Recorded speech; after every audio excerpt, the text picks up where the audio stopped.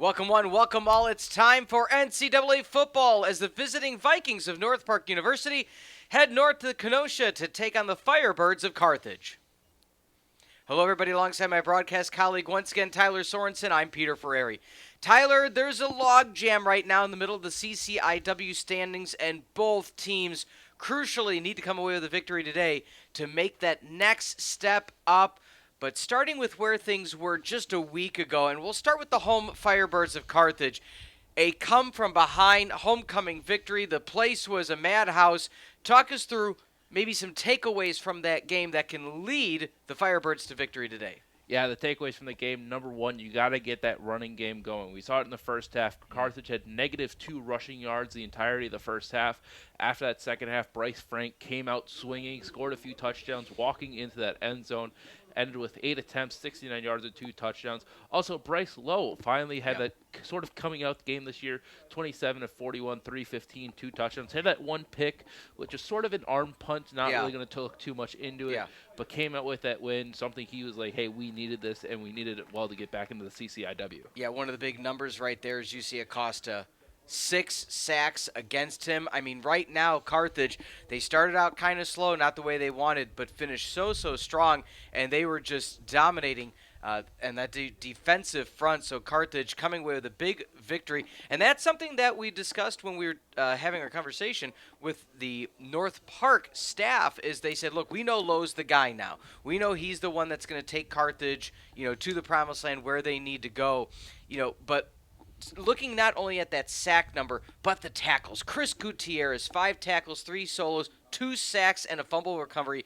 The tackles, the tackling, I should say, for Carthage has truly been the difference maker between their wins and losses. Yeah, it really has. And speaking of Chris Gutierrez, had a coming out week last week. But one person that we know we got to talk about, Chris DeVito, number 6 for Carthage, number 1 in the CCIW, leading all of CCIW in tackles right now. But also, North Park has their own number 6. Jaden Miller is number 3 in the tackling for the CCIW. It's going to be the battle of the number 6. Who's going to be the one that's going to step out the most for each defensive side?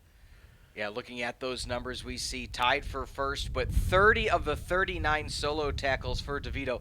Where would this team be without him? But right behind Jaden Miller, just at 32 in his own right. And so, we talked about, West last week with this squad. Even though, if you look at the CCIW as a whole, the cream of the crop, whether it's the Wheatons, whether it's the North Centrals, they're still not getting these type of numbers right now. So it shows you that DeVito, the defense goes through him. Yeah, it really does, and they need to see him step up big. Obviously, last week he wasn't really the number 1 person, but hey, he's going to be right at it. As we see the standings right now, Carthage and North Park right there battling for this log jam right in the middle of the CCIW. Yeah, I mean, you look at WashU has defeated both these squads that we're going to see on the field today, being Carthage and North Park. North Park, however, hasn't had the most successful history. But things changed these past few years. They are they're a 500 team, 2 wins, 2 losses, 1 win all of last year. This is a hungry team, and there's a lot of familiarity that's going to be coming from that sideline. Yeah, it really is. North Park coming into this game. It's going to be exciting to see what they do, especially against this Carthage team that's looking for another win looking for another tally in the win column, starting that winning streak going, especially after last week's homecoming game. Another thing we want to mention, of course, is the battle in the trenches. Carthage, they have the adage, I'm sure you like, Tyler, being a lineman yourself, is they said, we do not recruit or sign up left guards, right tackles, centers. We recruit offensive linemen. And we saw that last week with the shuffling. One guy goes down. All right, we're going to move the right guard to left tackle, and the left tackle goes to right guard. I mean, it's truly something to behold, and that is going to be a very, very pivotal key to keep Bryce Lowe upright today. Yeah, it really is, especially with Carthage still having 0 sacks given up on the season for Bryce Lowe, something that I think Lowe is very, very proud of, and especially that offensive line. Yeah. That's got to be that number 1 talking point. But coming into this game, North Park is number 3 for sacks with 11 sacks total. It's going to be tough for that offensive line, as well as North Park. Their offensive line is nothing to scoff at either. They're number 3 with only giving up 4 sacks total, whereas Carthage is number 4 in the CCIW with with getting 9 sacks. So it's going to be a battle in the trenches, especially with this weather that we're having today. Yeah, speaking of that weather, you see the flags in Old Glory waving in a very strong westerly wind, about 16 miles per hour. We saw warm-ups, and you noted it before I even caught on. Some of the deep passes, they went sailing. Yeah, they went sailing too far, a little bit wobbly, tailed off right at the very end. It's going to be 60 miles an hour basically this entire day until after the game ends. So I think both these teams are going to rely on that running game, something that Carthage received. They need to start doing a lot more. North Park, they have 2 really good running backs, so it's going to be a tough one for this in the front line. Yeah, and getting the start for the Firebirds and running the ball is going to be none other than Bryce Frank. He more or less won the job in the off-season, and we'll get more into the depth chart, I guess you could say, but Frank, back from injury, really showed himself last week, is going to make a big push the rest of the game today. Pausing now for the national anthem.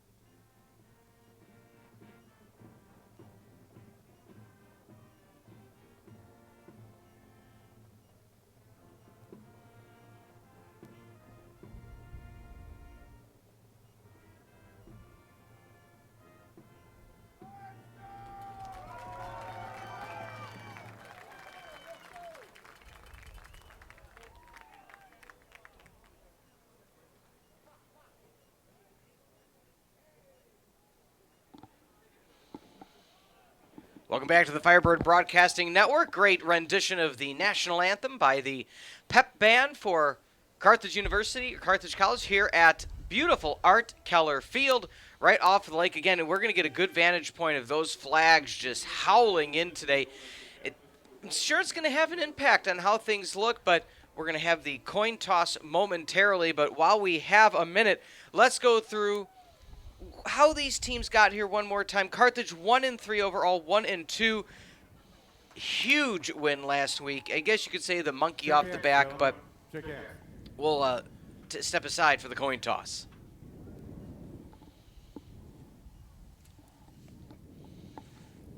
North Park as visitors. This is going to be a heads. This will be a tails. This will be a heads. This will be a tails. You're going to make the call what's going to be.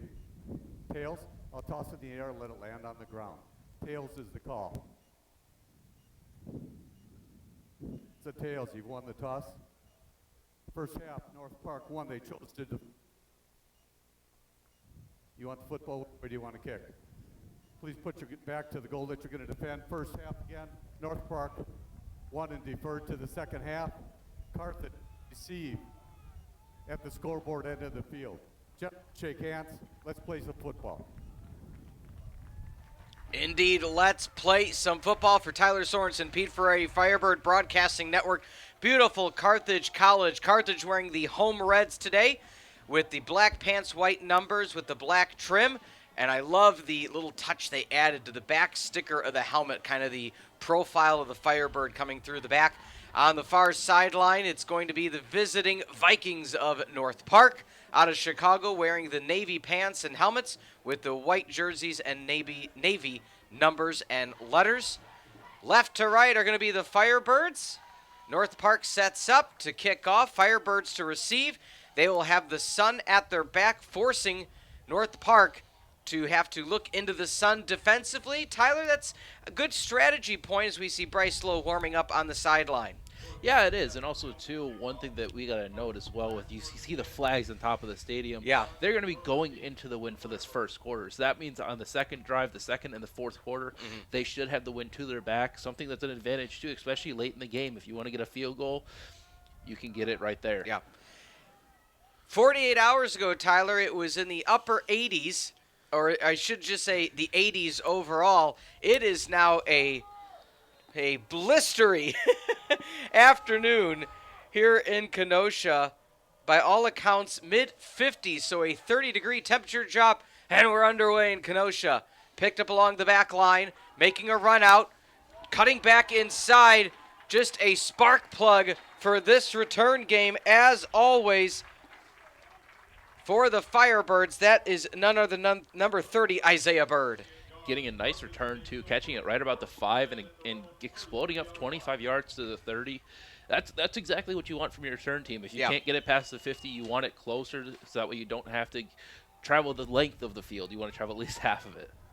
Firebirds lineup will get the starting lineup after this first play. Bryce Lowe back at quarterback. Both teams fully aware. Dustin Haas knows Lowe is the guy now. We'll be getting much more of the reps, he said. Not the running quarterback that the other quarterbacks are, but nonetheless is our pure pocket passer, and he's here to do so. Frank gets the first carry, goes a little bit off tackle to the right, tries to bounce it outside, maybe gets back to the line of scrimmage. And now looking through the starters for the Carthage Firebirds on this chilly but sunny Saturday afternoon. Lowe, Frank, Ishmaeli, Groves, and Wiles are your skill position players. Orlandino, we'll talk about him in a bit. Lincoln, Trong, Johnson, Milanovic, and your right tackle, once again, is Kuzmarek. Looking off to the right, putting a shoulder down, is going to be Bryce Frank. A player to note, and I know you mentioned, we were talking about this in the pregame, potential key injury to call out while we have a moment. But defensively, we'll get to that. We'll get to that injury in a second. Thomas, Chandler, Hunt, Ainsworth, and Carrillo, alongside with Smith, Miller, and then on the secondary, White, Masco, Carter, and Atkinson are going to be the secondary. But talking about that injury really fast. Yeah, number 48 for Carthage, Clayton Markech, has an arm in a sling. We saw it last week. He went down with an injury late in the game. So hopefully he can come back healthy, and especially for the rest of the season, something that was Bryce Lowe's key target in that Elmhurst victory. Lowe drops back, pump fakes, rolls out to the right, goes short for Frank, bounces back inside, gets to about the 44-yard line. All right, so they're giving him the first down. I wanted to wait for the line judges, I guess you could say, marking, because the ball did come loose, but it was after a knee touch, so first down going to be the call. Nice job by Frank, and that's something that Coach Haas said, Pete. One of the challenges for Bryce Lowe early in this season was that was a very close call, as we see on the replay. He said, but one of the challenges is if anything broke down, if he had to get out of the pocket, the accuracy went down with it. He said, really want to see what he's able to do here. And so that was a good job, breaking the pocket, handing off to Frank now. Frank looking for the sideline, stiff arm pushed out of play. That will be assisted by number 0 for North Park, Jeff Fisher, the defensive back, the McMurray College transfer, getting in on the action. Yeah, not to mention, too, this entire drive so far, it's all gone through Bryce Frank. Yeah. Getting that early counter. Lost a yard, but was able to make it up. Now it's 2nd and 6 about for this Carthage team. And so far, again, it's all gone through Bryce Frank, something that they want to keep on going, especially with how big of a workload he can get. 4 wide, shotgun, Frank at the left hip. Low, looks right, quick wide receiver screen to Ishmaeli. Goes inside and outside, gets another solid 3 yards. Yeah, Arjun Ishmaeli making sure he can try to make some plays for this team. Something that we've been seeing so far a lot this season. Just being that one guy that's like, hey, I'm a quarterback, running back, wide receiver, wherever you need me, I can go. I'm that athlete that I'm just gonna be that safety blanket for you. Just give me the ball give me the ball 1 yard away. I can try to make a play downfield. You know, and it's something to keep in mind too is how, you know, we spoke with the staff over at North Park, Coach Rooker in his 5th season, former assistant here at Carthage. He said, look, we're aware that other guys can throw, but we know if it's low, it's a throw. If I should make that a T-shirt. But maybe a bumper sticker. People use the bumper stickers. Maybe a window cling. Dropping back low, 3rd down and 4. Airs it to the far sideline. Oh, my goodness. What a nice catch. Lunging back, number 28. Who else? Old, reliable Jordan Wiles. Planted the toes and dove. Jordan Wiles. We saw his athleticism last week, getting that go-ahead touchdown to tie up the Elmhurst game, showing that athleticism right now, diving back for the ball, making sure Wow. he has his arms underneath it so he doesn't hit the ground. Amazing catch by number 28, Jordan Wiles. 5'10", 180 pounds, senior, making some plays already out here. You know, we'll get to comments from Coach Haas about Wiles in just a moment. Handoff off the middle, Frank pushing through about 3 yards. But one thing that Coach Haas said, he goes, Pete, he says Jordan is a really competitive kid. He just didn't say, oh, he's a really competitive kid. He stressed really competitive kid. Do whatever. Hard. You know, we could throw anything at him. He said anytime he has the ball in his hands, it's a lot of fun. Yeah, he's going to try to make a play. One thing I want to note as well, starting right guard is actually number 65, Blake Mueller, which I believe got the starting play week 1 and ended up going out with an injury. So now he's back in that starting rotation, something that I think Bryce Lowe is really happy about, especially getting your starting right guard back. It's always a help. Bouncing outside, inside, bit of a spin, getting hit, but just about a yard short of the first down. Looks to be Mark Hunter. So if you think about where this season started in terms of the running back room, when we were here together, A.J. Motley is who got the start at the beginning of the year, and it's now the Frank and Hunter show. Yeah. So third and a long one. Third and a yard. We see a new quarterback coming in, number 12, William Zuverdeen. Comes in. Whenever he comes in, like you said before, as soon as he comes in, more likely it's going to be a run, but let's see if they're ready for it for North Park. You know, and you bring up a really good point. Manny Burnett was the original listed number 2. Pump fake, keeps it himself, tries to put his shoulder down, and they read that out like a book. Outstanding job defensively.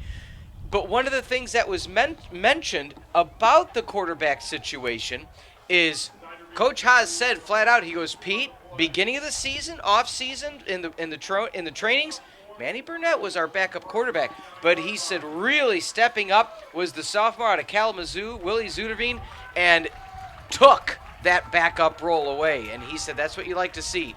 Going for it now, Tylor. 4th down and about 2.5. Shotgun formation. Trips to the right. Here goes the running back out of the backfield. Looks for the screen. Beautiful slant. Holds it down. Outstanding play for Gavin Betts. Isolated on the far side. When that motion came out of the backfield, it was one-on-one, quick slant, boom, first down. Yeah, and that was a great read, too, seeing that Gavin Betts was just one-on-one on the outside. As soon as they saw that bunch formation, North Park was like, hey, we got to cover that instead. Bryce was just able to look at it, hit it perfectly. Gavin Betts was able to bring it in, secure it, and make sure they get that first down. What I like about it, too, is they didn't go for too much, meaning they weren't like, okay, well, we got isolation. Do we call an audible and just go for a fade pattern, go for broke? Get the first down. North Park now backed up at their own 19-yard line. Low, there goes the fade pattern, left corner. Penalty going to be called. Not turning around at all was the free safety Maurice Carter out of Long County. And that's going to be a penalty. Again, it was not necessarily a catchable ball, but he didn't turn around to make a play. Yeah, he didn't turn around. He kept running, too, when the Carthage wide receiver, I believe that's Gavin Betts, was trying to turn around and make that play. Actually, it's Jordan Wiles was trying to turn around and make that play. You got to turn around and try to at least make an effort to defend it. He just sort of kept on running with his hands up. That's not making an effort to defend the ball.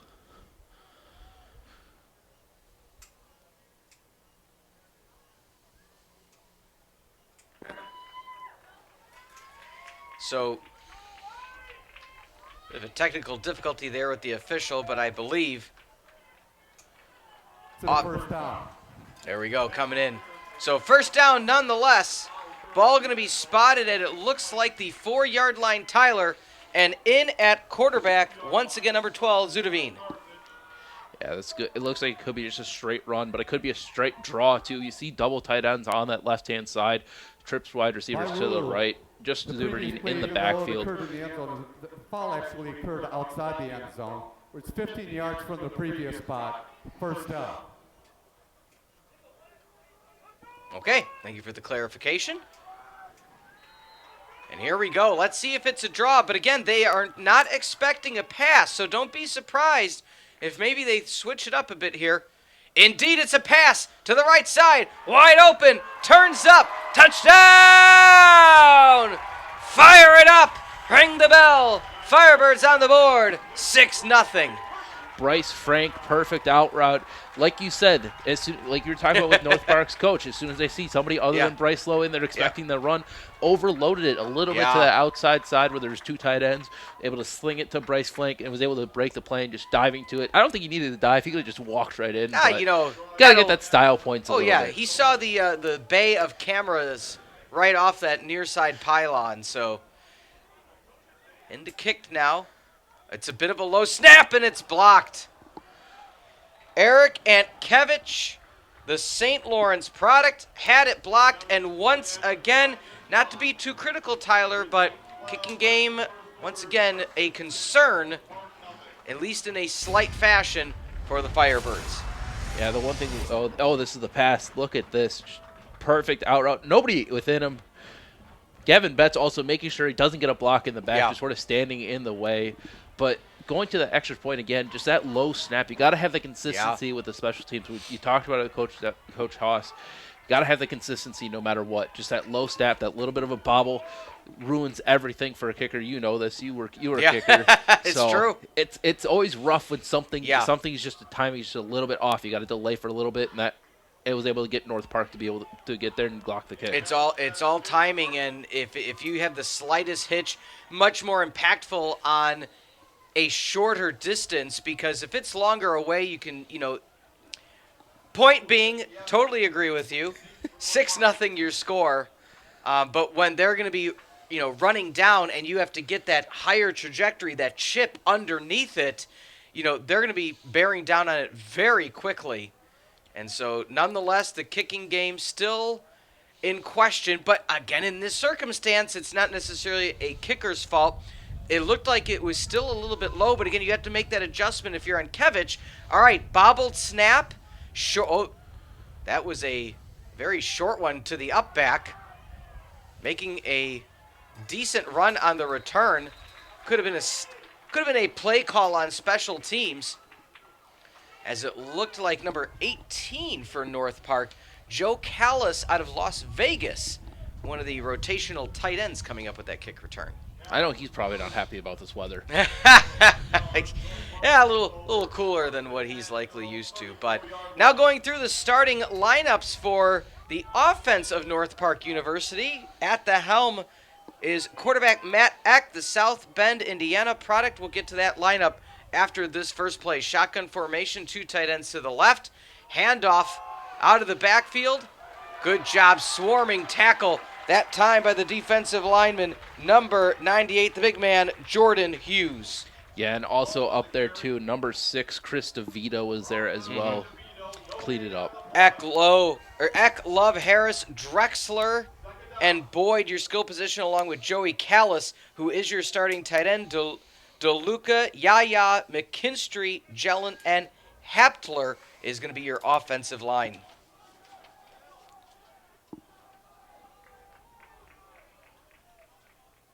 Bettler, excuse me.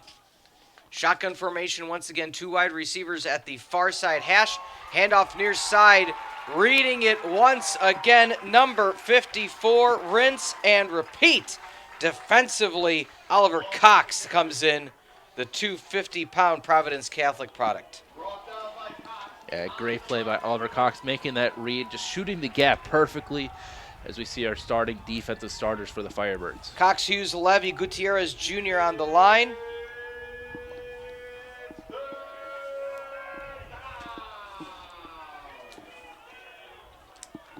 Shotgun formation, 2 to the right, 1 to the left. Having to pass, Eck, blitz comes in. Eck tucks it down, tries to make a run for it, dives, gets about 2 yards, knocked out of play, and that leads to a potential 3 and out. The reason I say potential, North Park not afraid for fake punts, not afraid to go for it, always has that bag of tricks, so got to keep on their toes. And as you and I saw last week, Carthage had a fake punt against them. Yeah, they did, and it was, I think that was probably one of their keys for special teams this week was just like, hey, we know this team loves to do fake stuff. Let's just make sure we cover the guys first and make sure we have the amount of guys to do it.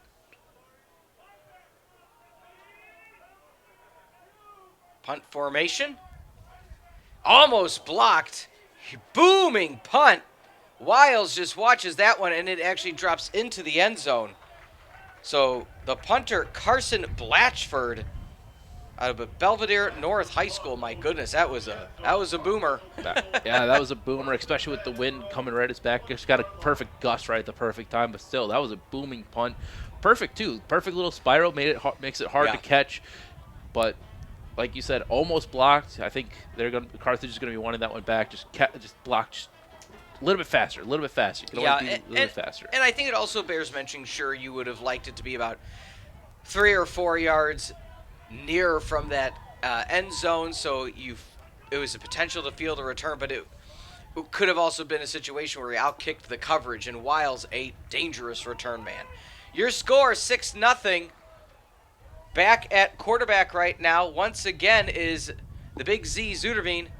He runs off to the right, does keep it himself this time, and gets about 4 yards. So Zuderveen, does decide to keep it himself that time. But that, going back to the touchdown that they scored, they sold out for the run, and Zuderveen threw it 5 yards in the air, but that's all you needed. Yeah, that's really all you needed. Now, especially last week, we saw Carthage escape away from the running game. So far, both offensive drives have been heavy run focus, something that I think Carthage has put a lot of emphasis on this past week.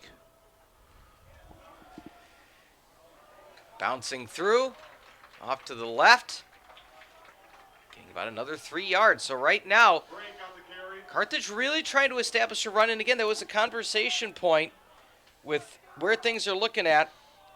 Had a lengthy call with Coach Haas again yesterday, and when talking about the backfield, he's like, look, Bryce Frank, he was our guy going into the season. He said, got hurt. Motley's hurt. Motley's beat up. He said, so Bryce once again this weekend. He said, and one thing about Frank, he said he was a wide receiver, turned into a high school running back, turned back to a college running back, and he said, of course, Hunter's getting some spot duty as well, and Gilmore is going to be coming back as well. So that might be enough for a first down. Let's wait and see what the call's going to be. And that will be enough for a first down right on the line, but that's all you need. Yeah, perfect, reliable Argent Ishmaeli, just getting that perfect, as we see motion for 28. Just one read, hits it, complete it, make sure you get that first down, diving forward. That's exactly what you need, especially third and short. You got to make sure, hey, when we run our slants, when we run our routes, we got to make sure we're past the sticks and get that first down. It's something that Argent Ishmaeli was able to do. Bryce Lowe on the outside. Threw it before the break happened for Wiles. So, but hey, what I like about that, not to take away from an incomplete pass, if he wasn't catching it, nobody was. Yeah, that's exactly what you sort of want. If nobody's able to catch it, especially that short pass, make sure if your wide receiver isn't able to catch it, make sure nobody can. And that's exactly what Bryce Lowe did. Unfortunately, Wiles just wasn't able to get his head around right in time to be able to catch it. But again, it's going to be rough throwing into the wind, something that Carthage is doing right now. Back in the shotgun, 2 right, 1 left. There's that out pattern, a bit too far, but it's a good thing their feet got tangled, because that could have been disastrous. As coming in fast was Juan Nieves, the defensive back out of Carlton, Georgia. Yeah, that could have spelled disaster for North Park, but now 3rd and 10. So far, we've only seen passes on this new set of downs. Something that I think Carthage might want to take a look at it and be like, hey, we've been moving the ball good efficiently with our runs. Let's just keep doing it. They so far we've been getting 3-4 yards. That's good if you're a running back. Just try to break off one super long. 3rd and a long 10. Let's see what they have in the bag of trips. Lowe steps up, slant pattern, huge catch! Jumping in the air. Gavin Betts, have yourself a day so far in a sea of white Betts in the red jumps and gets it. Yeah, that was perfect. As we see this replay here, just perfect, right in front of the defensive back, was able to jump up, make that catch, and get a few more yards too. Stays up, doesn't fall right away, and just is able to keep that going. If he would have been able to shove off that defender, he could have been going for 6, but luckily they were able to get it a 3rd and 10, make sure they get one more deep shot, and now we see number 12 Zuberdine in for Carthage instead of Bryce Lowe. Jaden Miller, the Ball State transfer playing linebacker, had the coverage but then peeled off on the short side. Hand off to Wiles.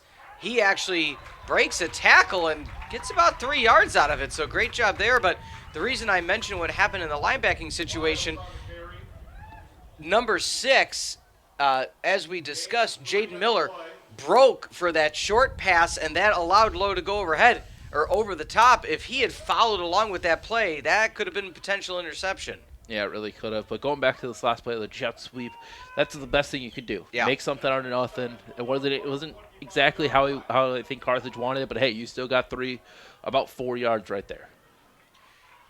Shotgun formation, Orlandino off right tackle. Lowe thinks about it, actually keeps it himself, and that might be a loss. Again, Lowe not the running quarterback per se, so they thought they'd mix it up on the opposite end of things. Like, okay, well, they're not used to him running. Let's try it out. And nonetheless, loss of a yard at 3rd and long again, 3rd and 8. Yeah, 3rd and 8, especially having that QB draw, too. It's something that's like what you got to do is you got to let those routes develop a little bit. You got to have it a little bit longer, and then you can take off running, make sure your defensive line gets up, and just try to find a gap and run through it. 4 wide in the shotgun. Look off to your right side. Gavin Betts on that near sideline.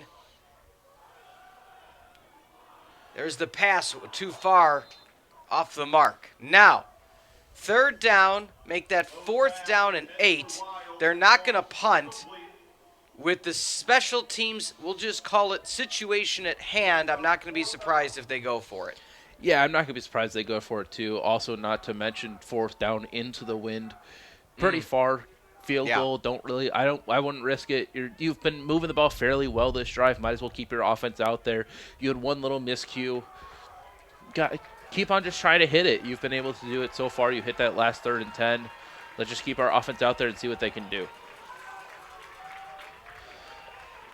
5 wide, empty backfield, and we might have a timeout, and we do. So Carthage didn't necessarily like what they saw and decided to peel back and reset things up. It looked like that was going to be a 0 blitz. It looked like the safeties were about to come down on Lowe, which isn't the worst decision because, again, you got to make sure you make that quick pass, and not only make that quick pass, but make sure that you get some movement afterward.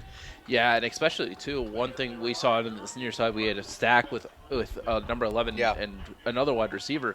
If you're able to block that and get it perfectly where one goes and one's a slant, that could be really quick like that, especially against no safeties. But just be able to see that blitz and make sure, hey, I don't want to get my quarterback sacked, especially when it's 4th down. I don't want to turn the ball over, especially this far in the drive.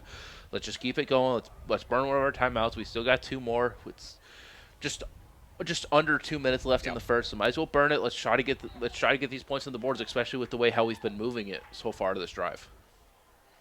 You know, talking about the defense for North Park, when having my conversation with Coach Rooker, he's like, look, yeah, we obviously had 2 shutout wins, he said, but a big part of that is offensively we didn't turn the ball over and we were able to run the ball well. So he really recognizes how important the offense is to the defensive success. Let's see if the defense can stand tall here. Here comes that blitz as we talked about. On the spot, they showed it before. They kept on the mark. Mark that number 6.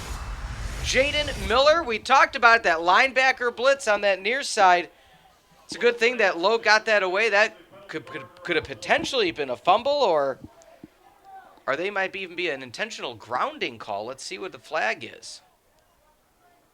He might have been so far back he's considered out of the tackle box, but let's see. I think it is intentional grounding because I don't think he got around it. I think he just sort of dropped back, but I mean, hey, that's smart on Bryce Lowe, making sure he throws the ball away instead of taking that sack, or especially too when your ball's wild like that, it could have been a. Yep. Intentional grounding, number 3.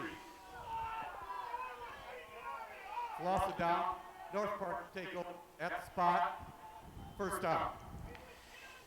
So again, it's a situation that you don't necessarily want to see. So it was in essence a sack on the spot, and so very good field position to start out for North Park. Yeah, it really is, but something too, like his blessing in disguise. Didn't fumble the ball, didn't turn it over. He just turned it over on downs. Unfortunately, he did get the penalty, but hey, if it was a fumble, they could have picked it up and ran for it for a touchdown on defense. Trips right. Let's see if they get into that run game. There's that play action, but good job defensively stepping up Jared Roth, the Urbana, Illinois product, jumping the route. And you see that Matt Eck, he has got a cannon of a right arm. He goes fast. Yeah, he does. So far, 9 touchdowns on the season, as well as 9 interceptions, 5 of those coming last week versus Washington University. Something I think he wants back himself, just off-kilter that game. But, hey, this is a good – if you want to get back as a quarterback, this is probably the best way to do it. Just shake it all off. Following week, let's come out, let's fire the ball around. Well, and again, the first pass last week versus Wash U, potential touchdown, hit off the shoulder. There's that long pass over the middle, caught down to the 15-yard line. Huge catch by number 4, Tommy Knight out of Whiting, Indiana. And we just were talking about last week how Eck just has a cannon of a right arm, delivers a bomb. Yeah, that was great coverage, too. Couldn't really get any better coverage, but tracked it perfectly right over the shoulder. Perfect placement for it, and was just able to make that amazing catch. Shotgun formation, 2 to the right. Tight end off to the left tackle.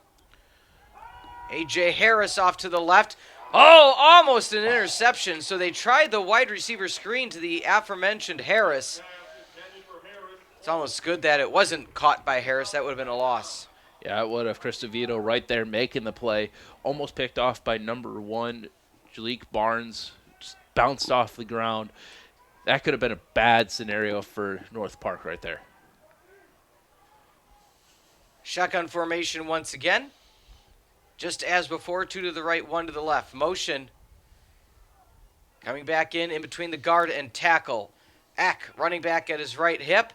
On the second snap count. Hands off up the middle. Positive gain. Looks to be Hill is going to get a few yards. Quandrell Hill, out of Chicago. 5'10", 210-pound sophomore. North Park threatening right now, Tyler. 3rd and 6. 35 seconds or so remaining in the opening quarter. A fast first quarter. There's the sprint motion to the right. Looking right. Over the middle. That should be enough for the first down. Swarming tackle defensively for the Firebirds. But nice job over the middle, just kind of settling into a zone, letting Eck read. He thought about the sprint out to the right first, decided to come back to the middle, and just sitting right at about the 3-yard line. Outstanding play. Yeah, if you're Carthage though too, you gotta. That's one thing that you gotta deal with. You gotta deal with that zone buster sort of scheme, just making sure the wide receiver doesn't get that play. But hey, if he does catch it, you gotta make sure, hey, we tackle him right away, and that's exactly what Carthage did, making sure he doesn't get into the end zone as it is the end of the first quarter. At the end of 1, the home Firebirds 6, the visiting Vikings 0. Vikings threatening. We'll be back on the Firebird Broadcasting Network.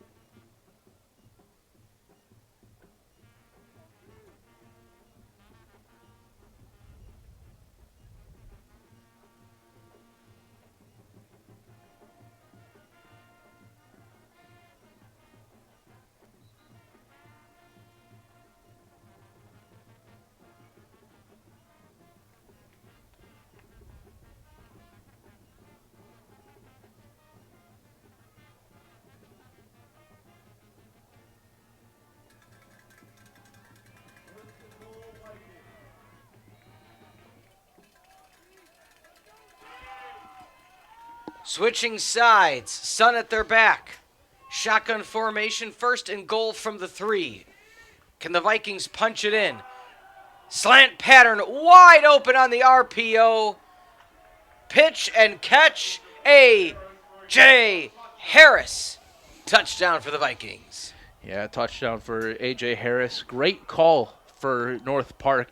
They've been sort of running right behind their freshman, number 76, Tylor Halbadier. Big guy, 6'3", finally decided, hey, you know what, we're going to fake that run, get that slant. Perfect coverage, too. I don't think they could have been better covered, but just a tick too late to try to bat that pass down. Messersmith, the kicker in, gets underneath it, and that's good.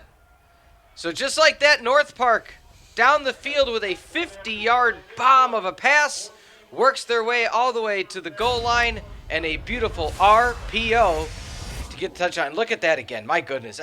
It's nothing else you could do. I mean, if you pressed a little bit more, maybe, but it could have even then been wide open.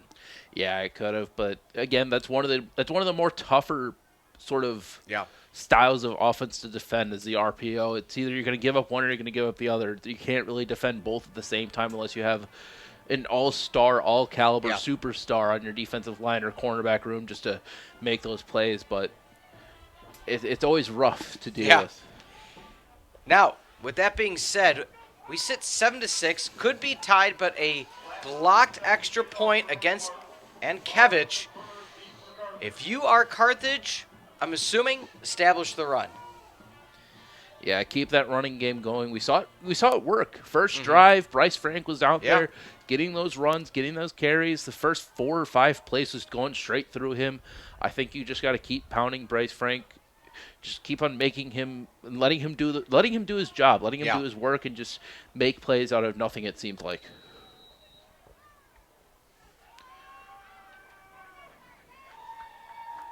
So back once again is Carthage to receive the kickoff after a nice long drive by the Vikings. Kick is away back to about the 1-yard line. Doesn't get much better than that.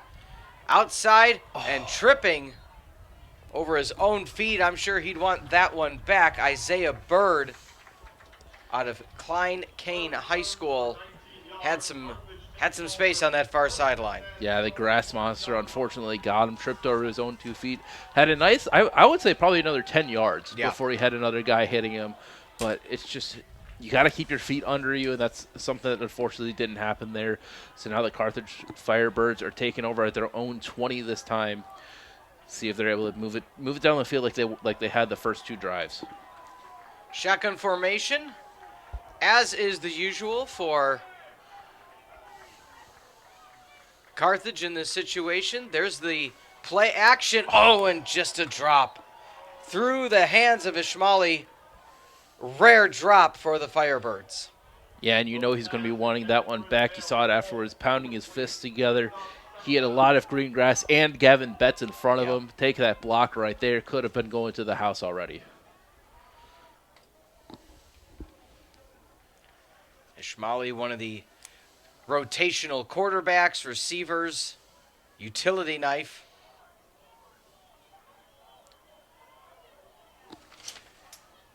That could have been an easy first down. 2nd and 10, trips left. Another play action. Low, thought about it, throws to the right. There's nobody there.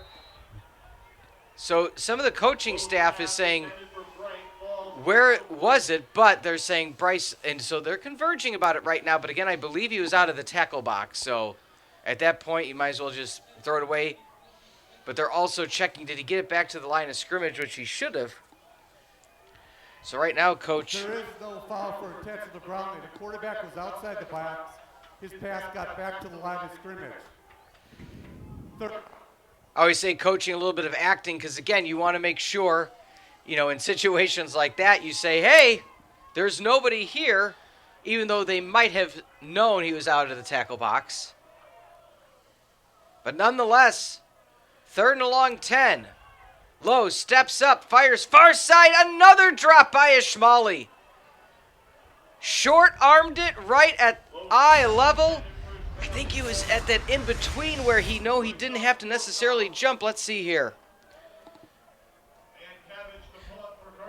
Yeah, it Wow. just goes straight through his hands. But again, Ishmaeli, it's sort of been that safety blanket for Carthage so far for the first few weeks. Actually, number 5 in the CCIW ranking for receiving yards. Yeah. And it just hasn't been able to draw much more in than that one catch that we saw earlier today. Yeah, I think one of the challenges with that last pass, and again, the sun wasn't even in it, the sun was in Lowe's face, and Kevich with the punt, fair catch, and that might, not sure if he ran into it or.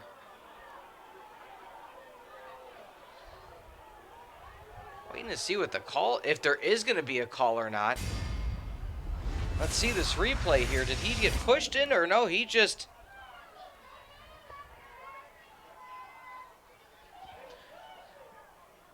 So yeah, I didn't see a fair catch at all, so I don't know if he saw it, but yeah, he by my vantage point, almost immediately after the ball was gone. The ball was gone. That did look like kind of a, I hate to say it, a flop. But let's see if there's a call or not, because he did hold on to him and made contact. He wasn't pushed into him. There wasn't contact, so don't want things to get ticky-tacky at this point. A 1-point game, 29 seconds into the second quarter. But a pivotal call nonetheless. Yeah, and especially, like you were saying, there is flopping a little bit. You have your coaches, we saw it before, and trying to get that intentional grounding. I would say as a flag does come out, a lot of football, you got to have at least 5% acting skills with it. You got to make sure you can get your guys the calls that you want, and that's what North Park was able to do. So let's get the official call and let's see how many yards this is going to tack on.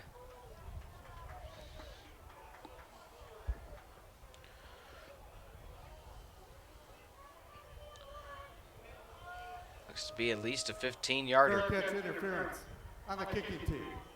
Receiver gave a fair catch signal. Contact then occurred 15 yards from the dead ball spot. First down.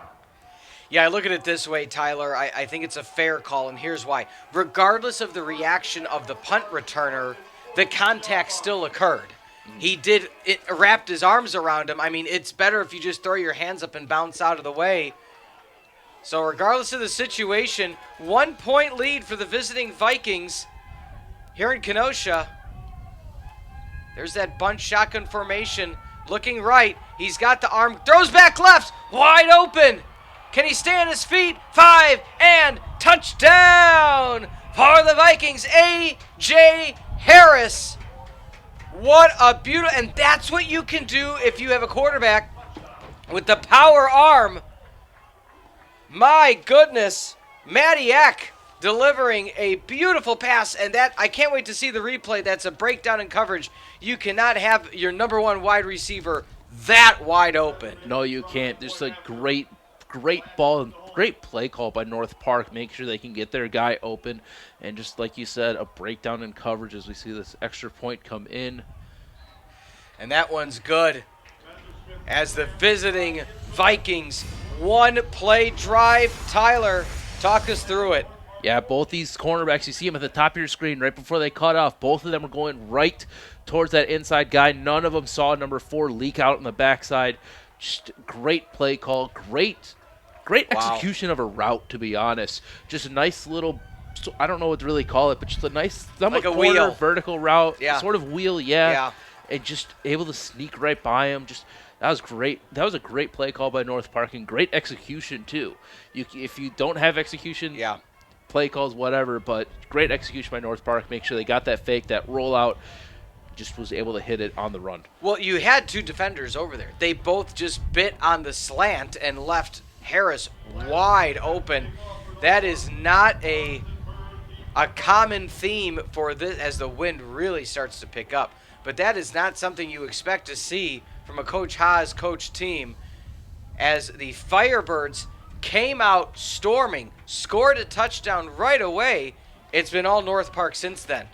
Yeah, it really has. And that fair catch interference, too, it's that's already tough. reared its ugly head because that's 15 yards added on. Yeah. basically got the ball where you guys left it off, so it seemed like it was a turnover on downs, and then one play, touchdown immediately. Now you're playing from behind even more because you did miss that extra point earlier in the game. Sorry, I was saying, Tyler, not to cut you off, but on the prior drive, you had an intentional grounding. And so the yellow flag's really hurting Carthage in the first half of this game. Bird. Let's see if he can stay on his feet this time. He does! Far sideline, cuts back in. There is a flag, however, that should multiple flags. Might have 2 holding calls. And Coach Haas is probably not going to be happy at all about that. No, he is not. That was good return by Bird, finding that open lane. Unfortunately, that open lane had a hold in it, so that's the reason why it was. But, hey, that's exactly what you want from your returner. Yeah. You want to have your returner find that open space, making sure you can try to make a play, and he did. Holding, number 80 on the return team. 10 yards first down. So the defensive back, Abreu from Hawaii, called for the hold, and that's going to bring it all the way back. What a turn of events. I'm not trying to be cliche about it, Tyler, but Firebirds came in roaring, and you're like, okay, that is maybe what is expected. North Park has completely turned this game around with the help of self-inflicted wounds. Yeah, that's almost a 20-yard loss because the hold happened 10 yards from where the turn ended up. So now you're at your own 20, the same place that they started last time. Lowe thought about, that is going to be Zeiderveen. And Zeiderveen, the quarterback draw, gets maybe a yard. Maybe a yard. Like you said, though, earlier today, North Park, you were talking with them. As soon as they see somebody other than Bryce Lowe, I think they're going to give up the passing plays a little bit. We saw that on that first touchdown. They gave up that passing play because number 12 was in. But, hey, if you can stop that run, make sure that doesn't go far, might as well give up those passing plays if it's just little dinks and dunks here and there. Zeiderveen stays in the game at this point. So, again, if you look at the secondary, when they see him in the game, they're playing all within 10 yards. We haven't seen Zeiderveen do more than throw just a quick out, roll out to the right, Wiles, and that one drops at the feet of Wiles. Another 3rd and long. So, trying to keep it honest, Tyler, and they did go for the rollout pass, but nonetheless, unsuccessful attempt. It's going to be 3rd and 9.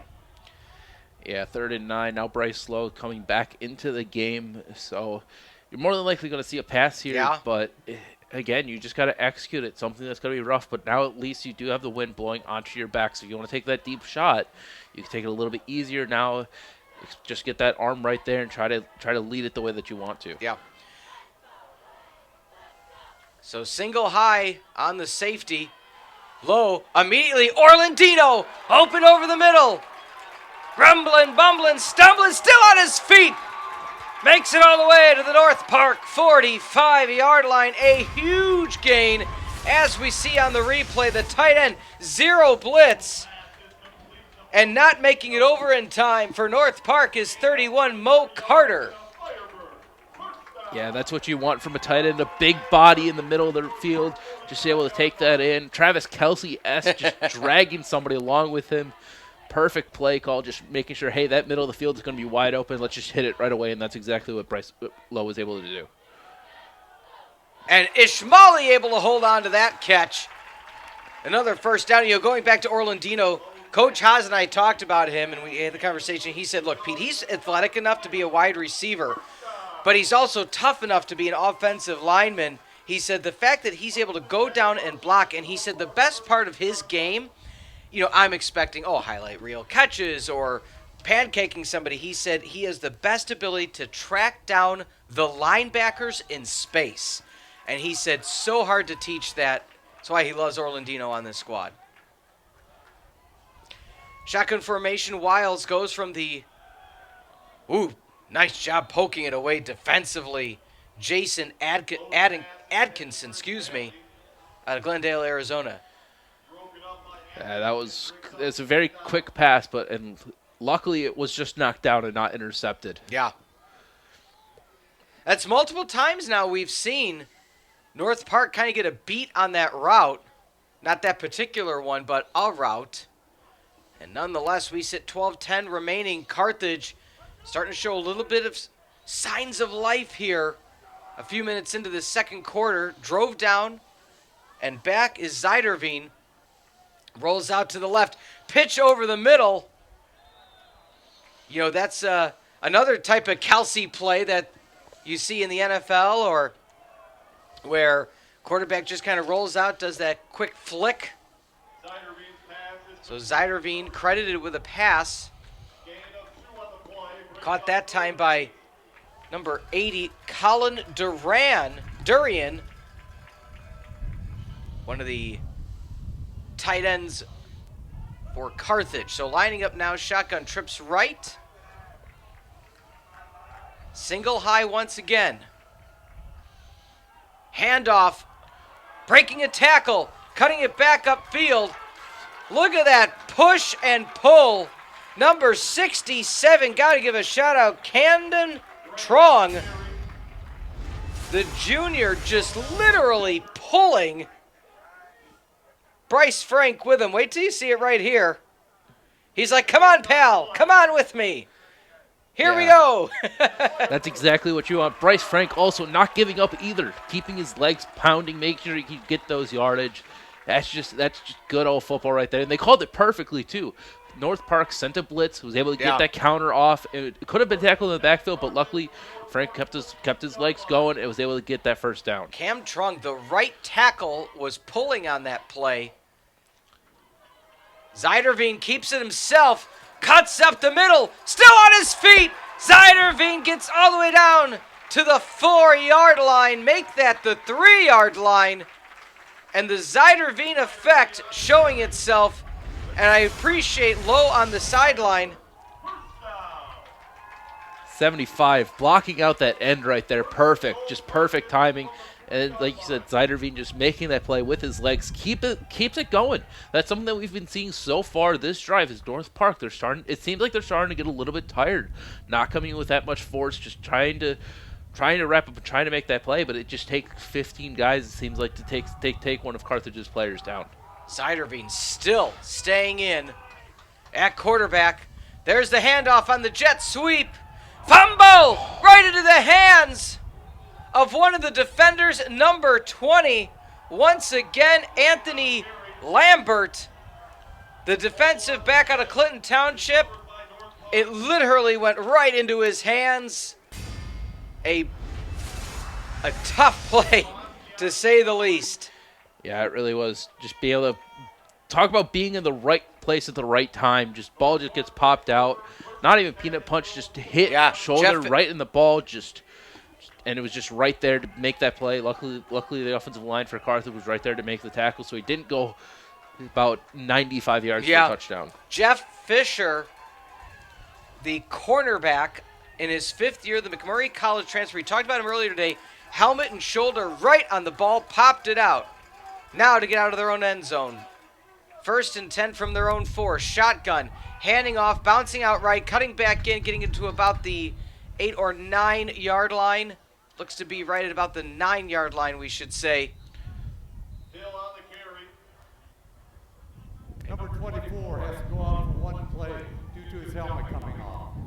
Okay, so Quandrell Hill having to sub out for a game, the running back. Nice 5-yard gain on that. Looked like the running back counter out of the shotgun. Yeah, and it could have called disaster, too, because Chris DeVito was in the backfield, just wasn't able to make that play, just squeezed right by him, and you know he's going to be wanting that one back. DeVito roaming off toward the left side, tries to snuff that out. Swarming tackle yet again. Still going to be short of a first down, so it looks to be 3rd and a long 3. So can Carthage have a defensive stand? Yeah, you really hope they're able to. I believe there's. If you're North Park, I think if you're North Park, you want to try to go for that quick pass right here. It's sort of been torching Carthage so far. Might as well try to get that going. You've been running it a lot so far. Get a nice little RPO going with a nice little screen. Cornerbacks pressing at the line, shotgun formation, 2 tight end to the right. Motion out of the backfield. There's the quick out, going short. Huge hit right at the 10-yard line. Upended was 87 Mason Wilson, and that's not going to be enough for a first. Good job holding after a long gain on first down.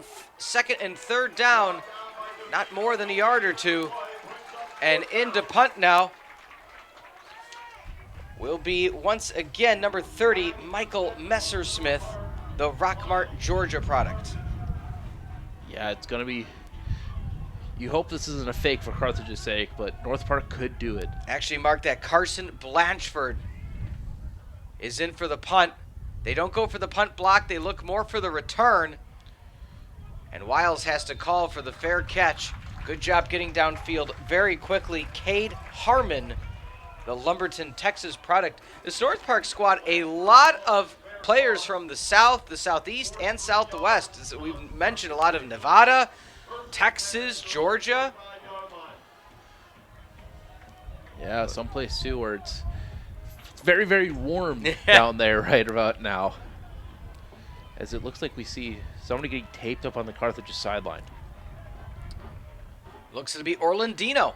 So good observation, Tyler. Orlandino with a shoe off. And that's why we've seen more snaps here from Colin Durian. Low now. Shotgun formation. 14-6 your score. Touchdown on the first drive for the Firebirds. Missed extra point. Low looks left. Back shoulder. That should be a flag, and it is. Is Shmali. I never want to project or predict penalties, but when a Shmali can only get one hand out because the other one's being held like a handshake. I shouldn't say another, but it's a flag in favor of the Firebirds. Pass interference on the defense, number 2. It's a spot foul. Ball be placed there. First down. Yeah, if you're the defense, you can't. Sort of less holding his shoulder, wasn't able to turn around in time. Then you saw that pull. I think I saw it from up here too, so I've had to see it.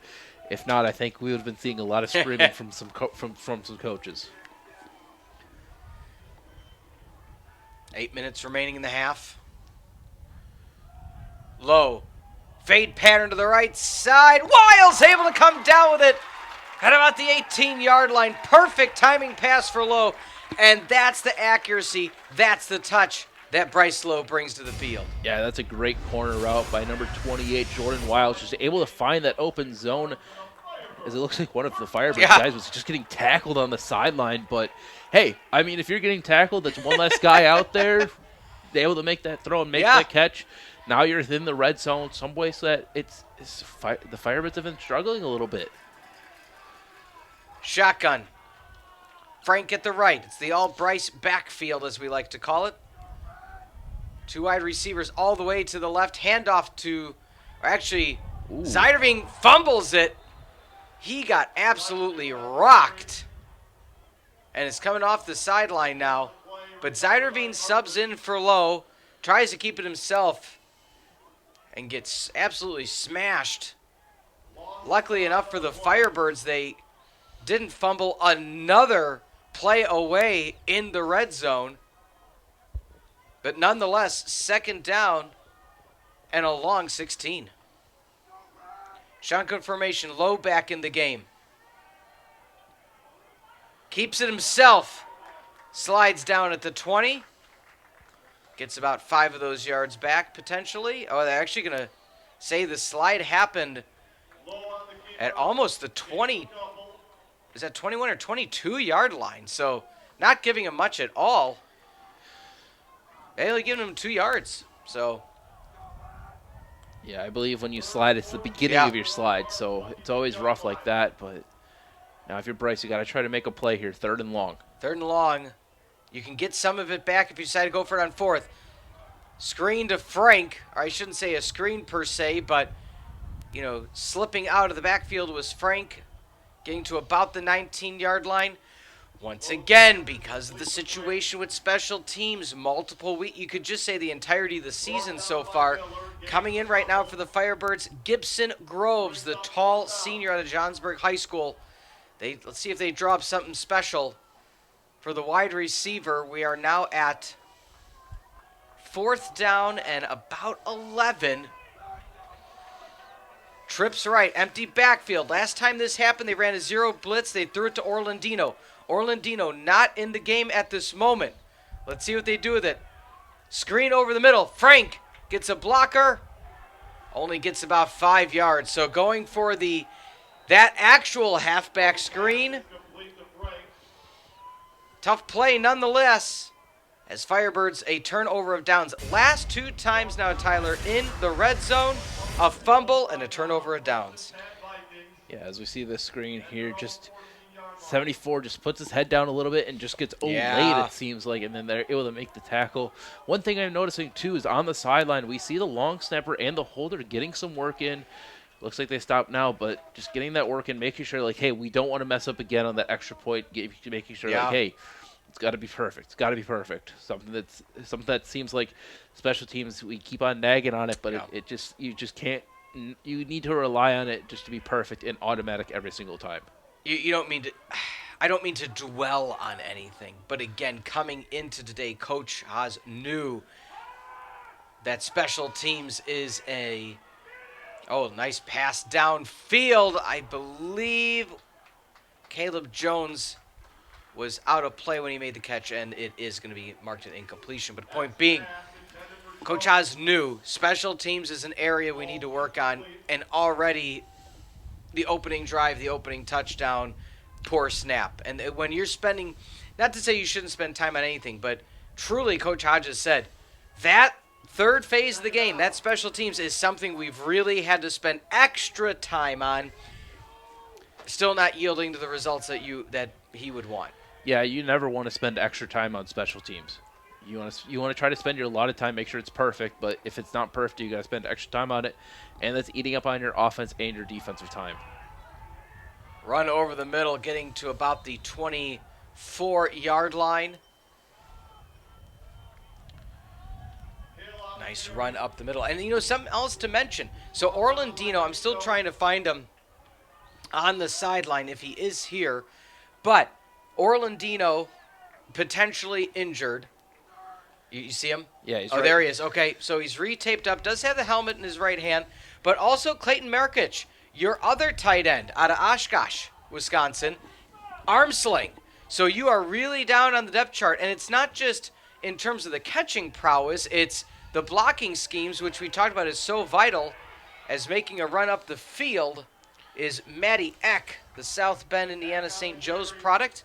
And that's going to be enough for a first down for North Park with 4.5 remaining in the first half. Yeah, and that looked like it could have been disaster, too. A little bit of a high snap, had to sort of improvise a little bit, and was able to end up taking it and actually end up getting that first down for North Park.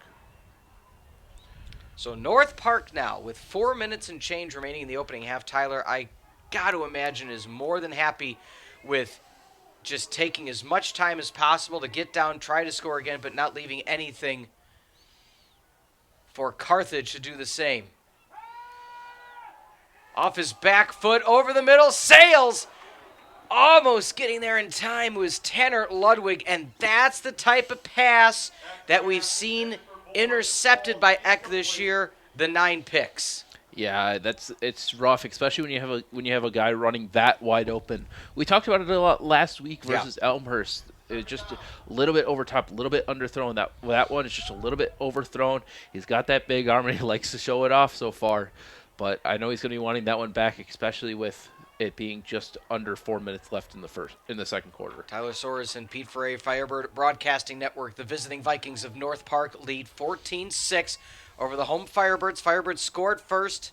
Vikings answered back with 2 touchdowns of their own, including a forced fumble that could have potentially been a game-tying touchdown. 2 possessions go for Carthage.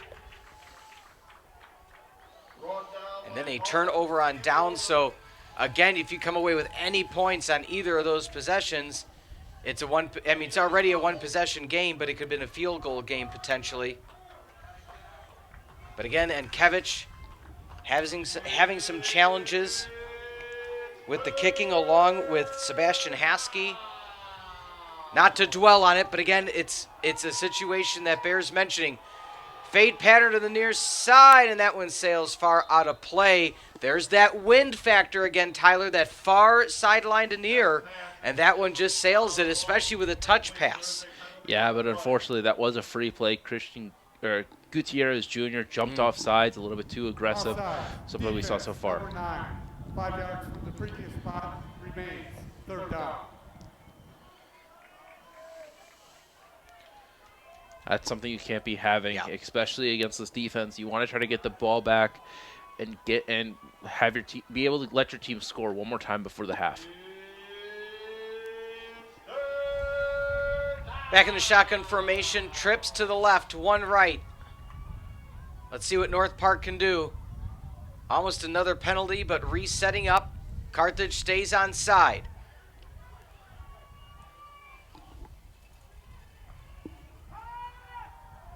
Just a quick flick to the right. Oh, my goodness.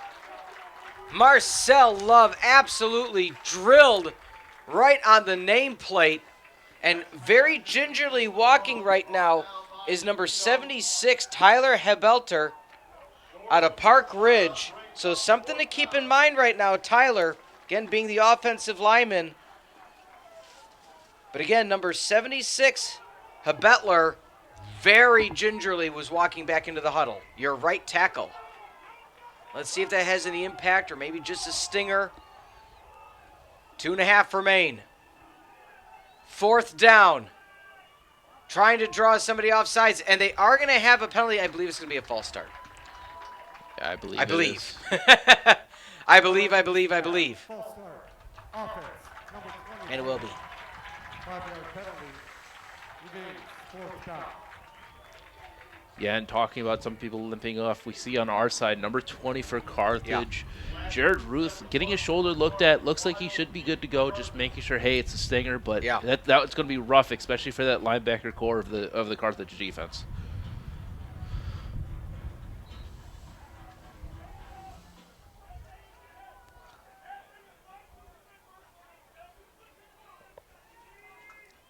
Lining up to punt. Booming leg so far we've seen by Blatchford. Does so again, end over end. Wiles calls for the fair catch, 35-yard line. Good field position for Carthage. 14-6, 2:02 on the clock. Tyler Sorensen, Pete Ferreri, Tyler, let's talk through this really quickly. Oh, first off, remind everybody, stick around for the halftime show. Brought to you today by Haribo Gummies for all your Halloween candy needs. Haribo and the Gummy Bears, but 14-6 your score, 2:02 remaining. And something I want to bring up, Tyler, right now, if you are the Firebirds, I'm waiting to see if Orlandino is back in the game. I do not believe so. So let's see what they do offensively. 4 wide. Lowe's in the game. Quick pass to the right. Ishmaeli tries to break through the seam of defenders, gets about 3 yards. The question was going to be, how much do you take a shot play right now, or do you just try to matriculate down? I would matriculate down. You got to try to make sure those throws are going. As it looks like that's what Carthage is doing right now. As a catch to number 28, Jordan Wiles makes it third and one, third and manageable. But yeah, you just want to keep on making sure you can do it. Go fast. Go very, very fast. You already got 1:30 left, and you're already at third down. I think you just got to keep making fast and make sure North Park is tired by the end of this drive. Trips right, low with the rollout to the right. He looked for the quick hitch. And that's going to be caught but dropped. Ishmaeli, I believe he caught it, but pulled out of his hands. Fourth down, and they're keeping low in the game. Yeah, Fourth down and a long one. Why not at this point? Yeah, exactly. And Orlandino, albeit with a hitch in his step, is checking in for number 13, Gibson Groves. Yeah, if you're Carthage here, I think you got to go for it. Fourth down, right before the half, try to make a play. If not, try to just take a shot down the field, get an arm punt, make sure they take the ball back in their own side of the ball instead of turning it over on downs. 2 timeouts. So if North Park can hold, let's see. Oh, there it is. Bryce Lowe with the little pooch punt of his own. And Ishmaeli downs it at the 24-yard line. Not opposed to that idea. Got a whole second half to play. Carthage, a very strong second half team, as we've seen both in their home opener against Albion and last week at homecoming against Elmhurst. Yeah, and that's good too, especially because Below was able to see their defense going into that zero coverage, trying to probably bring the pressure on. They did back up a bit, but just be able to get it off, make sure, hey, North Park, I don't want to give them the ball, and on our side of the field, make sure they have just over a minute to drive, take it deep into their field, and make sure, hey, we don't want to give them any type of return either. So minute 8 remaining. However, North Park does have 3 timeouts of their own. So let's see if they can mark it down. They have a good special teams of their own. Pump fake found over the middle, waiting for the window to open up. Outstanding job. 85, Wesley McLeod. Stopped at the first window. Pump fake by Eck. Jumped into the second window. Tyler, didn't mean to get too close to you. Sorry about that here in the booth. But got to that second window, wide open. Goes from right to left, wide receiver screen, spinning, and that should be a timeout. Gain probably of about 2 yards. 47 seconds for that 46, and timeout with 46 seconds remain. Timeout of the half. North Park. North Park being able to use their first timeout only with 46 seconds remain. Nice windowed pass for North Park. Yeah, and if you're North Park, too, this is exactly what you sort of want this late in the first half. You have all 3 timeouts. You just used one. 46 seconds left. You're starting to drive. And so far, you've been able to move the ball. 155 total yards so far. No turnovers. Just under 10 minutes of possession to Carthage's 20. 1 sack given up. So it's... If you're North Park, I think you're happy with the way that you've been playing. You've been moving it efficiently. And just being able to do it, 30 rushing yards, 125 passing yards. Even though it doesn't look like it's balanced, it seems very balanced attack for North Park, making sure, hey, we're gonna always threaten that run, even if it's not getting 1-2 yards. But that's exactly what you need if you're both teams. You want to try to get that running game just sort of going, making sure, hey, it's always going to be a threat no matter what. If you look at the numbers, you say, it seems to favor Carthage. Not so on the one that matters the most, that being the scoreboard, 14-6. North Park near midfield, trying to make their way downfield. Pass over the middle. Oh, my goodness, just sailing a bit past the outstretched hands of Wesley McLeod. Wide open again, Tyler. Yeah, just wide open, a lot of green grass around him. You know they're going to be wanting that one back. Just sails it just a bit. Pressure got to him. But look at the amount of green grass. Oof. There is nobody there within 5 yards. Third down now. Trips right. With only 41 seconds, don't be surprised if North Park goes for it on 4th if they need it. Far sideline. Oh, nice job keeping the right foot in bound. They're feeding the beast. Wesley McLeod, the Normal West product. Another first down and steps out of play to stop the clock with 37 seconds. Beautiful timing pattern for Madiak. Yeah, that was great. If missed him the first time, might as well hit him the second time. Keep feeding him, making sure he can get the ball to your best player's hands. Trips right. ISO to the left. Let's see where the safety shades. Safety is going to shade to his left. And kind of keeping it himself. An interesting play call there. A quarterback keeper. Second charge, timeout of the half. North Park. Tyler wasn't sure about that one. Maybe they're trying to catch Carthage napping and just on some 9 routes and see if they can get a big chunk out of it. But Carthage able to read it. Yeah, I wouldn't be surprised. They do get 4 yards. It looks like right about there. So now it's about 3, 2nd and 7. I mean, you also get it to the middle of the field, too. So you're not focused on one half of the field. It sort of opens up your passing game as well. If you do want to end up running it one more time, I believe you have a good kicker that can try to make field goals this far. You are kicking into the wind, so I wouldn't be surprised if they don't go for that. But it opens up your playbook just a little bit more, making sure, hey, we're in the middle of the field. We can do a lot more of our different formations. Maybe go for a trick play. I know you were talking with North Park's head coach. Yeah. They like their trick plays. Yeah. So I won't be surprised if we start to see one here this late in the second quarter. Good. If it happens right now, you might as well just retire, Tyler. Just if you called a trick play right here, up a touchdown. Trips right. Still not quite in field goal range. Over the middle, sailing on the slap panner was A.J. Harris.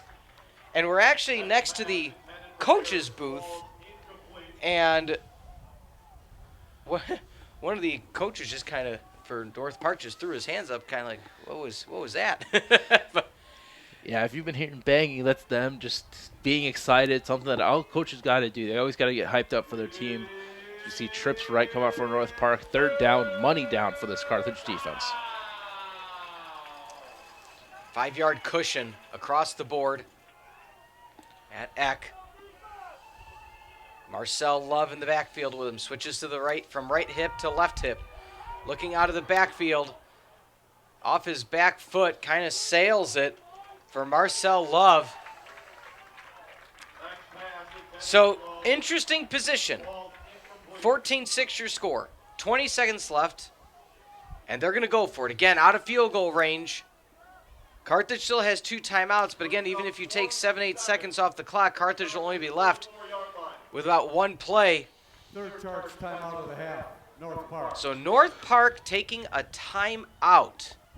Very interesting. Now, the question is, Tyler, again, everybody stick around for the halftime show coming up in just a few moments. But with that being said, is this maybe a play where? So we saw Bryce Lowe, the quarterback, punt it on Carthage's possession. I'm not saying that Eck's going to punt it. We have seen Eck take some punts. Do you do the same thing? Or because you're only 35 yards away from a touchdown, do you just kind of call, hey, Hail Mary, get it in the end zone? We know Eck can bounce back from an interception, so if it's a pick on the stat sheet, what do you think the approach is here? If I'm North Park's head coach, I would go for it. It's 4th down. You're in Carthage's territory. You're at their 35, 34-ish. I would still go for it. They still have to drive about 75 yards. It'll be a rough drive, so it looks like the North Park's going to go for it as well. So I wouldn't be surprised if they see a deep shot here taken for North Park. So running back in the backfield, tight end goes in motion. Let's see if they stay back the block. They do. Play action. Looking deep. Over the middle. Just over the outstretched hand of Jacob Dressler. 5'7" out of Palatine. Another pattern over the middle, overthrown. That's 3 key overthrown passes on the day. The strength is there. He got it right behind Garrett Warner, the defensive back out of Richland, Michigan. And Carthage is going to take over on downs. Yeah, 14 seconds left in this first half. I won't be surprised if they do decide to take a shot or just decide, you know what, let's just run the clock out. Let's head into halftime, make our adjustments, and see if we're able to do it. See if we're able to come back in the second half. It was an intriguing pass play because, again, going for it over the middle, even if he wouldn't have gotten the touchdown, that likely would have ended the half. Lowe, looking to the outside, goes for Wiles. And a bit short coming up to make the play is Juan Nieves again, the Carleton product. So they were looking for the out pattern. They were going for it. So now 10 seconds exactly remain. Yeah, I won't be surprised. We see sort of the same thing, just a deep out, try to get the ball near the sideline. I wouldn't be surprised also if Carthage takes a shot down the middle. They do have 2 timeouts left, I believe. Something that's very good in their pocket, especially against a team where it's like, hey, they're probably gonna be taking shots towards the high line of the field. Try to take a shot down the middle, just catch them off guards a bit. Bryce Lowe has to flick it off the left hip, gets it over to Frank. Frank gets it to the about 45-yard line. 4 seconds left, time for 1 play. I am sure that North Park's going to be probably in a full prevent defense here. Yeah, as we see their DBs go all the way back to their own 25, make sure they can't do anything deep. But that could have been disaster for Carthage as well. Bryce Lowe had to sort of dribble the ball after the snap, but able to get it to Frank for a nice first down. Trips right. Be intrigued to see if it's some sort of wide receiver screen. Instead, pass over the middle. Ishmaeli gets the catch. good intention. It looked like they were trying to get a Schmally on the crossing pattern and have the 3 wide receivers on the far side blocked downfield. But nonetheless, Carthage scores on the opening possession. Can't put up anything since North Park. 14. The Firebirds 6. We'll be back shortly for the halftime report on the Firebird Broadcasting Network.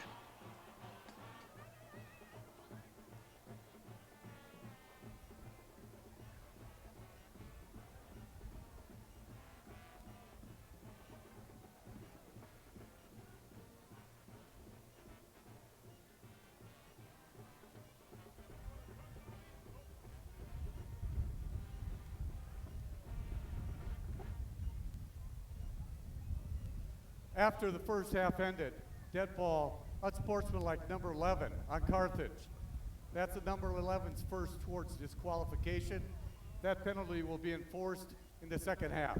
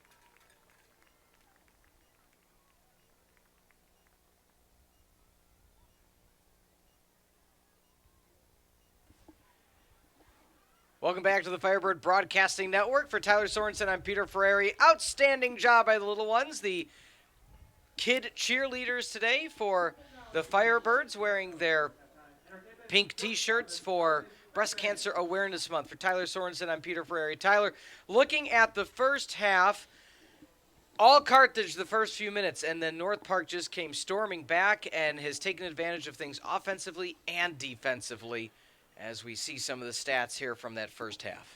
Yeah, it really has. But if you look at the stats, too, it looks like Carthage should be winning this game. 204 passing yards, 30 rushing yards, 14 first downs. But it's just those penalties and that third down conversions. You're getting a lot of these third and longs, 4 for 30 for penalties, and it's just been rough. The defense hasn't really been holding up for the side of Carthage. North Park, even though they've got about 10 minutes of time of possession, they've been doing well with that time of possession. But it's just been rough for Carthage. That running game is starting to fade away again late in the second half, trying to take those deep shots. But it's been a tough fight so far, and I wouldn't be surprised if we see more fight come out in the second half. Carthage is, you use the cliche, they are taking what they're given. North Park playing very deep with their secondary and then allowing that middle of the field. Looking at some individual numbers, Bryce already 25 passes, 198 yards. Rushing, the leader so far is Zyderveen, 17 yards on 6 attempts. Frank, 6 for 36 on the receiving end, as well as that touchdown. And then DeVito having 8 tackles, leading the way defensively once again. Yeah, and I don't like to say it's never good when a quarterback is leading a team on rushing, but it really isn't, especially with having Zuberdine. Whenever he comes in, it's more than likely a rush. We talked about it a lot in the first half, but Bryce Frank, 6 receptions, 36 yards. You can't. I don't like seeing your running back leading the leading receiver, but hey, I mean, getting that one touchdown, putting you on the board first, it's always good. Especially that first drive, it was all Bryce Frank the entire time, and I feel like that Carthage should go back to that. He was working good. Bryce Frank was doing his job, but unfortunately just haven't been able to do it. Yeah, Frank, 6 attempts rushing for 17 yards. I'm sure they're trying to pick it up some other leaders for North Park. Madiak only 9 completions, but 2 touchdowns out of it. And Knight doing an outstanding job, 91 yards with a touchdown. Really taking things over for North Park in the air, but 2 receptions and almost 100 yards. It's good average, Tyler. It's good average. Yeah, it really is. Just showing that Randy Moss stat line, it seems like. Yeah. But, I mean, Carthage, they got to come out with some fight in the second half. Prove it to North Park. Say, hey, we can do it better. We have the time of possession. We just need to we just need to stop these little mistakes, the turnovers, the fumbles, the penalties. You just got to nip those and just make sure they go away, and then you can come back in the next half and try to turn this ball around. So again, your score 14-6. We're going to take a quick break, but when we come back, more second half prognostication. Let's see where things line up. A lot of options for Carthage of what to do. They have to take what they're given. North Park has taken advantage of the Carthage mistakes, whether they be penalties or turnovers, whether it's a fumble, whether it's a turnover on downs. More halftime analysis when we come back. Firebird Broadcasting Network.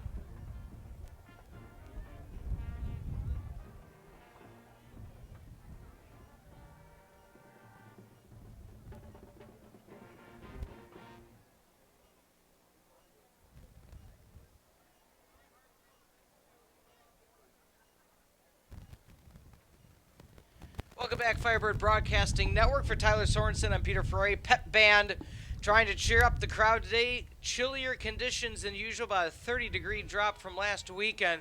Firebirds looking to heat things up. North Park just taking the field. So looking at this, let's just take the big picture look right now, Tylor. And let's start with North Park.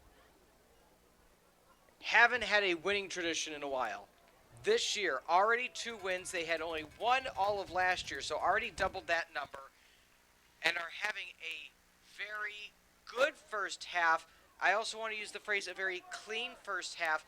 Not the same could be said for Carthage. Turnovers, penalties, and a penalty that actually ended the first half as well. Yeah, penalty on number 11, Arjun Ishmaeli, got a personal foul, so we weren't able to see what really happened. We were looking at our notes, making sure we had the right stats for everything. We didn't see it until we got called out, but you can't be doing that if you're Carthage. You got to keep your emotions in check, something that a lot of teams, they like to focus on, and something like Carthage, they haven't been able to do so far today. They've been having a lot of penalties, as well as special teams miscues, something that's been going on. Sorry, I was distracted. The Haribo Bear, just trying to give some love to the Firebirds. Again, one of the sponsors here for this Carthage athletics program. Beautiful Art Keller Field. If you're in North Park, things have mostly worked offensively. You've taken your shot plays. Defensively, you have stood tall where you needed to. We also haven't seen, as you mentioned at the conclusion of that first half, we haven't seen any of those trick plays yet, Tylor, so definitely something. So, again, just going back to the topic at hand, North Park plans. They put in the playbook a few trick plays every week. Now, doesn't mean they have to use it, but we haven't seen any of them yet. And that always has to be a back of your head thing. Now, some coaches I know don't necessarily practice trick plays, or as as Coach Roker calls it, the specials. He said, but it's fun. The players like it, and especially when we dial that up, it's hard for them not to keep their excitement. We might see some of that in the second half. And it's not just one. It's a few. Yeah, I wouldn't be surprised if we do end up seeing some coming out in the second half, because it's something that keeps them off guard. Right now in North Park, they've been hitting a lot on all sort of facets of the game. They do have a few overthrows, a few miscues that they probably want back. They could be a little bit higher. It could be 21-6 right now, especially at that last drive. They missed a few sort of gimme passes. It's just sailed it a little bit. So I won't be surprised coming out in the second half to see some coming out from North Park. Just, hey, put their foot on the gas and try to keep this lead up and make sure Carthage isn't able to come back, especially because Carthage is a little bit of a second half team. It's been seeing like the last few times we've been seeing them. Again, 40. It's going to be interesting to see 14-6. And again, just looking at some of the numbers, Zeiderveen 2 for 3 passing, does have the touchdown, the lone touchdown to Frank out of the backfield. I sigh because we talked about in the pregame, Zeiderveen, you know what you're going to get with him. They do come out with the pass. Do you see some other passes maybe from him this time around? I mean, I'm not quite sure offensively what you need to do differently if you're Carthage. You've driven down the field. You had a fumble at the 2-yard line. So this could be a tie ball game, and it's a completely different conversation. But you have to finish, and they haven't finished besides that first drive. Yeah, that's the rough part about doing this. Is you got to make sure, like, hey, you got to finish these drives. And that's something, like you said, that has not happened. It only happened once so far today. They had multiple tries inside of North Park's own, I would say, 40-yard line. Yeah. I would say they've been in that position, but they just weren't able to finish the drive. And if you're Carthage, you got to be looking at that and be like, hey, we got to execute. We got to finish our drives and make sure, hey, we're ending in the end zone or at least with some sort of points on the board. And Kevich way back for the kickoff after the Ishmaeli penalty to end the opening half. Right to left, Firebirds in the reds. North Park in the white and navy blue with the gold trim. And we are underway in the second half of action. From Art Keller Field, making the move outside, upended, beautiful open field tackle, number 37, Amari Gilmore, the Chandler, Arizona product. Yeah, and he's a freshman too. That's how you make your mark if you're a freshman, if you're an underclassman trying to make a name for yourself on the team. Paul out in special teams, we saw that right there. Finally made a big play and just limited North Park to be like, hey, they're at their own 27, I would say. So they're starting in their own end zone, and now it's North Park's time to, hey, we got to make this drive happen. And so far they've been moving the ball pretty decent against this Carthage squad. Tight end shifts back, shotgun 2 to the right. We've seen North Park use this formation quite a bit. Decides to run far side. What's nice about a play like that offensively is because you don't have any secondary player to that far side or to that left side. If you're able to get to that corner, that is wide open spaces. Good job by Carthage to limit it to 3. For Carthage has to remain off one play due to his helmet coming off. So second time today, a player has had a helmet come off earlier. It happened with North Park. So let's see now what North Park can do offensively, having a 8-point lead. Same formation. Quick pass to the outside, cutting back in. Make a move up to the 36-yard line. Nice bob and weave for 13, Brian Boyd. Yeah, that was a great job by Brian Boyd making sure he can get deep. Number 20, Jared Roth for Carthage. Sort of over pursued it. It was just a little bit too aggressive, just juked out of his socks. Luckily, somebody else for Carthage was able to be there and clean it up. And that's kind of the conversation we were talking about with Carthage. Right now, North Park taking what they're given. If Carthage is gonna play that far back, that they're gonna take that screen or that quick and make something happen. False start. So very excited about that whistle is Jordan Hughes, the defensive lineman for Carthage.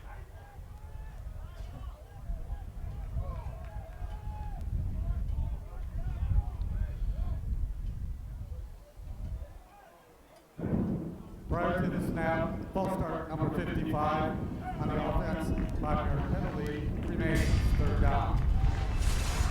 Hear from that official, that's a wind. That is wind coming into his microphone on field level. So lining up this time, 2 to the left, 1 to the right, 3rd and about 7.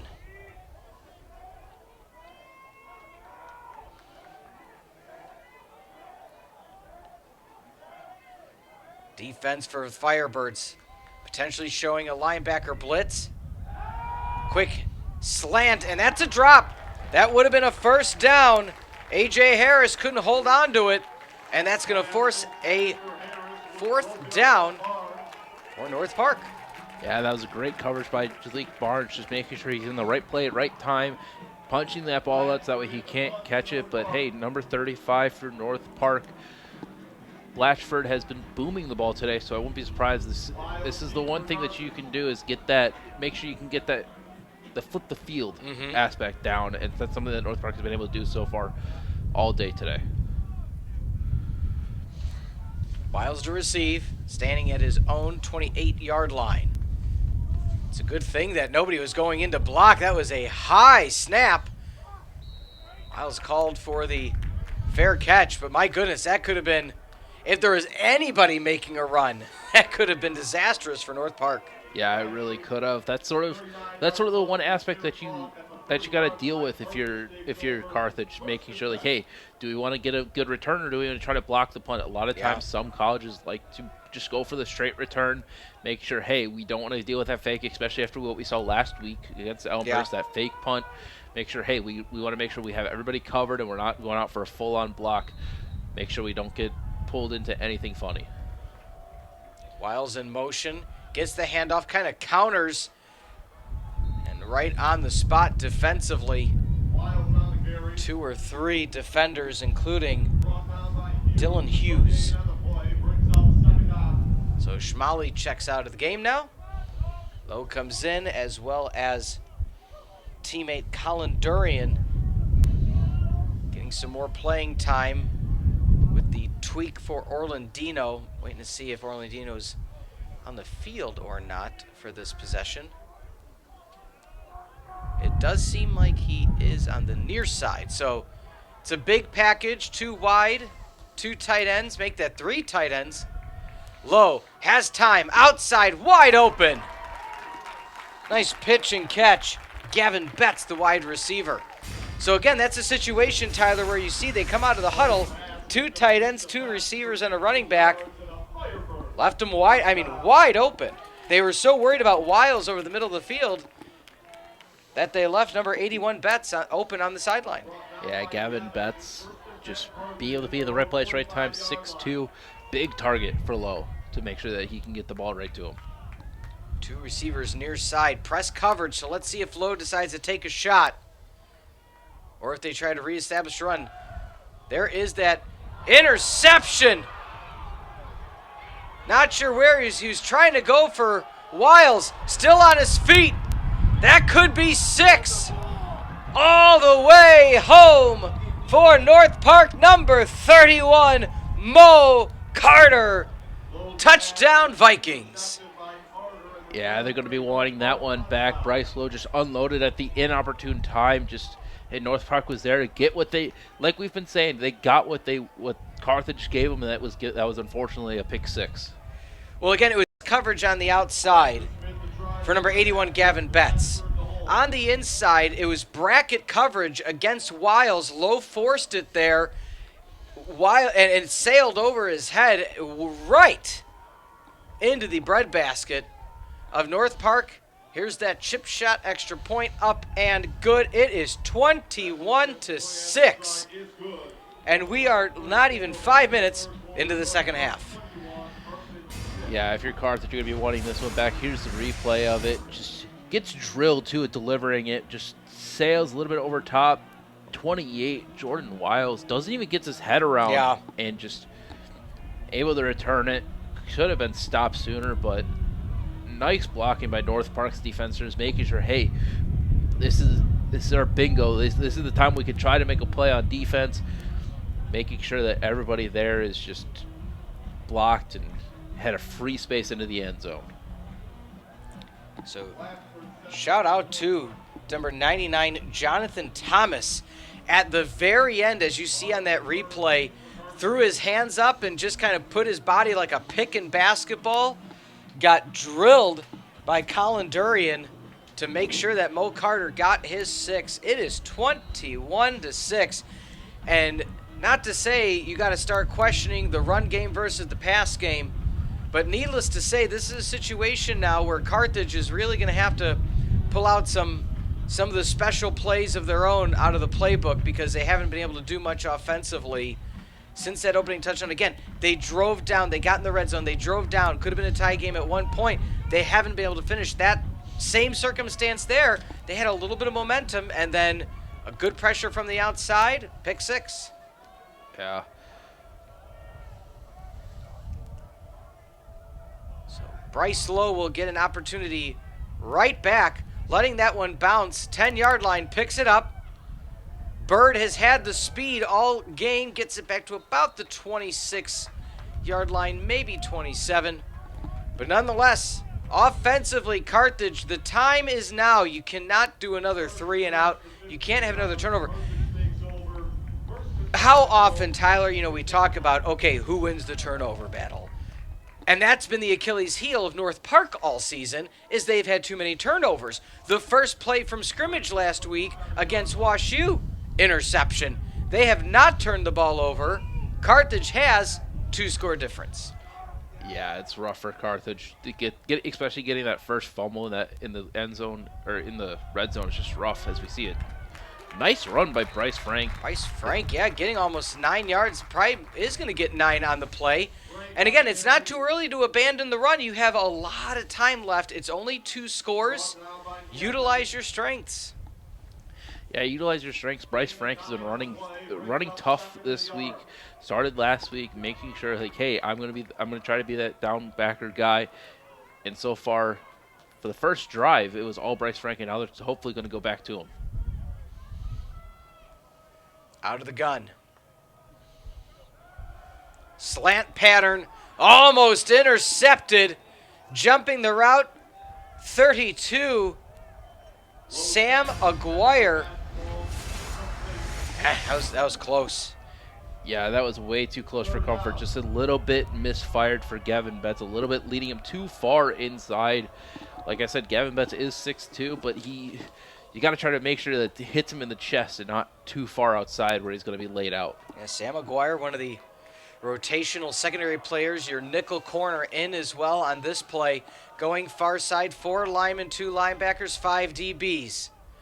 Handoff to Frank. He gets chased. Tries to cut back inside. Second, third effort and gets the first down. Yeah. North Park's coaches, I'm sorry, Tyler, they are screaming on the sideline saying, you should have had him 5 times. Yeah, that's exactly, though, like, that's just exactly what you need from Bryce Frank. Just bouncing off people, making sure his legs keep on going, making sure he keeps on chugging, making sure he can get that first down. And like you said, North Park screaming at their players like, hey, we got to make sure we can tackle as a group and he's going to take more than one guy to tackle. We've seen that so far all day today. Bryce Frank actually, let's see if he's adjusting his legs right now, but on the sideline, nonetheless, getting a sip of water, back on the field, run for about 2. Looks like Bryce Frank is talking to a trainer, so not quite sure. He might have gotten popped driving himself forward, but nonetheless, Ishmaeli checks back into the game. There goes Bryce Lowe. Let's see what the Firebirds can do with 2nd and 9. That was a crucial first down. You cannot go another 3 and out after a pick 6. It just, any chance of momentum just would kill it. Yeah, it would.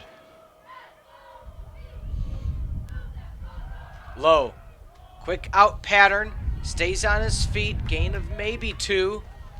We saw them do that play a lot against Albion. Gavin Betts gets about another yard. Yeah, as you see him gingerly coming off the field, that if he comes out, it is rough for Carthage. Big target, big safety blanket. And if one of your weapons is done, then it's got to be that another man-up mentality. But Gavin Betts has been that sort of safety blanket, that third receiver, just being there right when Lowe needs it. And if he's out, it's going to be rough sledding from here on out. Yeah, now, so Betts is running it off on the sideline. Orlandino's still on the sideline. Trips right. Lowe calls out an audible. Out of the shotgun. Looks for it. Keeps it himself. Gets the first down. I don't think they're giving it to him. They think they're calling it for 4th down. Oh, you may be correct. I thought he might have put the ball out in time. Gain of 5 on the play. My apologies. Good job, Tyler. That's why they pay you the big bucks, buddy. You see the things that I don't. It is 4th and 1. You have to say you're going to go for it at this point. Oh, yeah, you need all the momentum you can get if you're Carthage right now, especially after that pick 6. You got to have all the momentum you can get, and especially now, you got to have it as we see bunch left and single up top. Frank back in the backfield. He actually goes out of motion. And that might be a false start. Waiting to see what this whistle is. Oh my goodness, if it's against Carthage, what another self-inflicting blow. Prior to the snap, delay game, offense, number 3, 5-yard penalty, remains 4th down. That's tough, but nonetheless, can't lie to the clock, and so delay a game called. Do we see? I was going to say another punt, but don't forget, Carthage has had some issues. Special teams getting punts blocked. They're lining up 4th down and 7.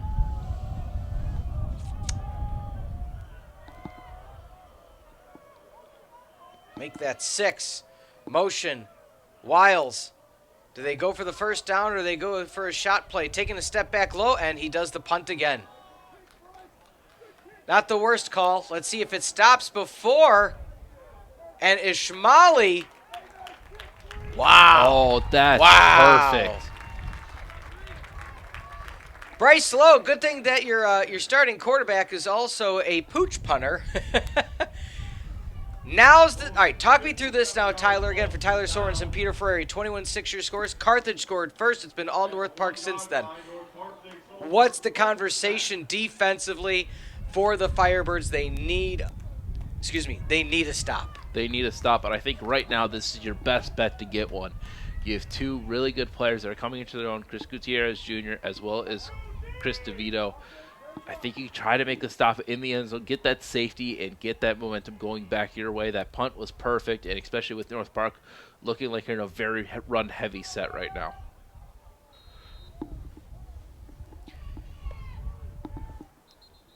Coach Rooker said, oh, is that a false start? Might have a false start. Prior to the snap, false start, offense, number 76, half the distance to the goal. First down. Moving it back about 3 inches. Barely 3 inches. Like, I mean, if you're an offensive lineman, this is the one place where you'd want a false start because you're barely moving the ball anyways. But again, it is still a penalty. You don't want to be having it. But yeah, for North Park, you got to try to get out of your own end zone. That's going to be tough here.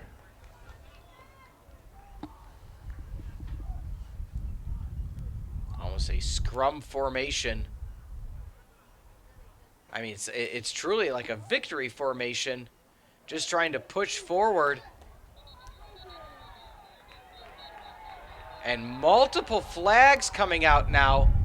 One on the far sideline, one in the backfield. My goodness, a lot of laundry. Let's see what this could be. Multiple infractions.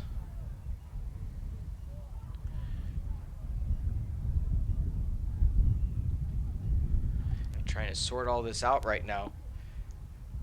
Yeah, when something like that happens, you can never tell what's going to be going wrong. Personal foul, face mask, number 51 on the defense.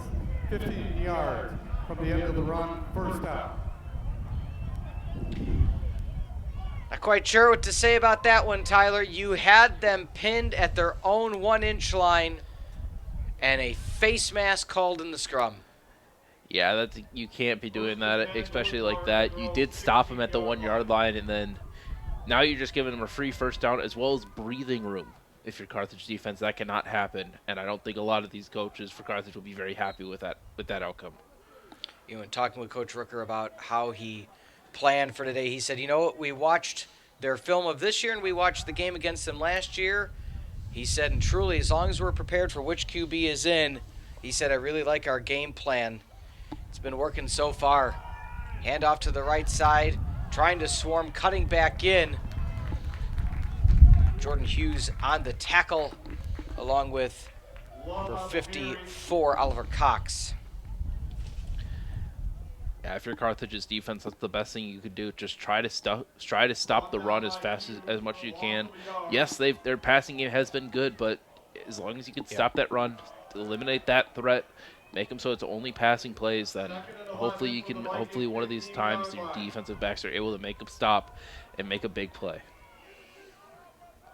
Gun formation, 2 left, 1 to the right. Really spread out far sideline to the left. Secondary playing a bit back. Screen to the running back. And there's going to be a penalty as Marcel Love might be a legal man downfield. A hold. Options are endless right now at this point with Holding on the offense, number 75. Penalized from the previous spot, third down. So a holding is going to bring that back. You know, when talking with Coach Rooker about this game, I said, Coach, I'm a fly on the wall. Talk me through what's the pregame speech going to be for this game in particular. And he said, love the game, love the moment, and love the teammates. Because he said this is a challenge this week. He said we have played well in spurts, in all 3 phases, but at times offensively, we haven't necessarily put up what we knew we could do. They've done so far. 2 offensive touchdowns and a defensive touchdown and another penalty. Prior to the snap, false start, offense, number 3. Penalized half the distance to the goal. Remains second down. Okay, so far we have a penalty to bring it all the way out to almost the 20-yard line, and then 2 penalties to bring it back. So slide to the left, side to the right, clap your hands now. It's like the cha-cha slide out here at our Keller Field, but nonetheless, second down and what looks like to be 25 out of the backfield, keeping it himself, just trying to get some space, getting to about the 5-yard line, maybe a gain of a yard. Not against that play at all. No, especially when you're this far back, you're basically in permanently pass situations. But QB draw is really good there, especially because the defense probably isn't expecting it. Unfortunately for Carthage, luckily they were able to stop it right away. But like you said, now they're all the way in the back because of self-inflicted wounds. Something we talked about Carthage having, and now North Parts are now on the side of it.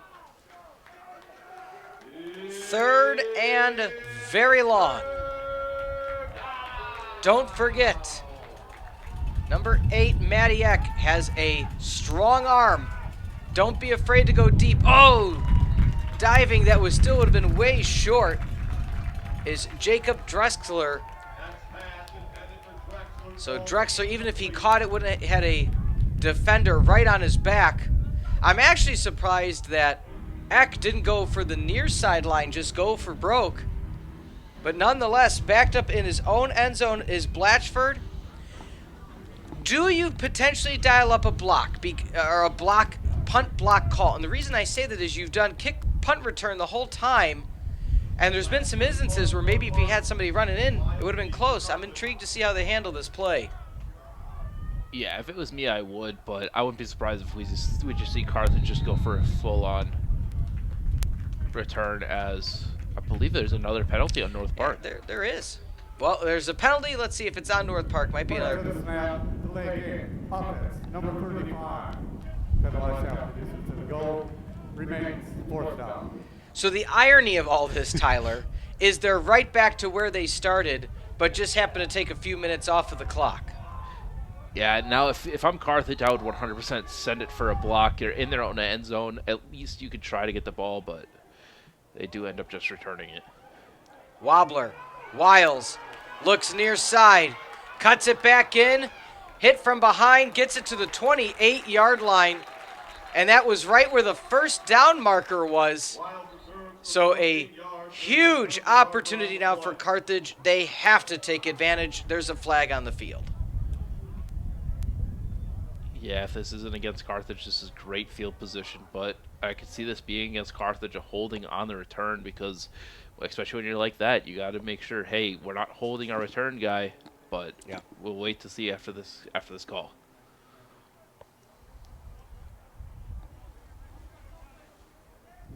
During the kick, holding, number 52 on the receive team. It'll be 10 yards from where the ball was possessed. First down. Wow. It's tough calls for both teams, but it's the right call. Head referee Pat Miles is getting his microphone working today.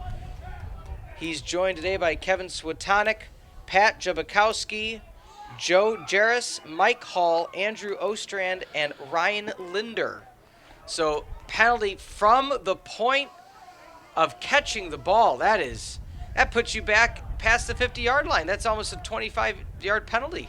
Yeah, it really is, and it's rough, especially when you're Carthage. You had great field position. You're at your own 28. You're at their 28, getting the ball back, and now you are at the 50-yard line, which is still good, but it's not as good.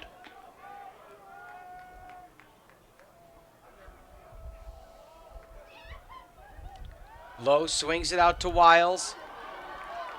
Hit hard, but knocked out of play. He's a tough one. And that is a heck of a run after the catch. 9 yards. I think that was that potential hand signal that Lowe threw up. Like, hey, we're abandoning this run play. Outstanding job. From the North Park 43-yard line. Yeah, as we see Carthage try to get ready. 13. Gibson Groves runs out to the field late. Needing a yard to get a first down. Out of the backfield. Pass. Almost tipped away, but Frank bounces it back, pulling defenders with him from what was a potential pick six. Zeiderveen just clears the defender's outstretched hands. My goodness. Wow, he might have even got a fingertip on it. Two defenders almost get there and get home. Touchdown saving tackle by Jeff Fisher. Yeah, that's Bryce Frank just making sure, hey, I've got to look the ball in. That was sort of like his touchdown pass earlier today. Just make sure, hey, Bryce Frank, you got to look the ball, looks the ball, and is able to get first down in a lot more. Lowe hands it off, swarmed in the backfield. They said, okay, you're going to just keep giving the ball to Frank. We're just going to put all 11 on Frank. Yeah, that looked like if it was, I don't know if it was his own read, but if it was, I believe that if Lowe would have just taken it, hold on to it, just ride it, looked along and just ran it, I don't think North Park would have been expecting it, but that's why I'm not an offensive coordinator. Exactly. Yeah, it's tough to say. But nonetheless, we have second down, and now it's a 14-yard mark to get to the first down.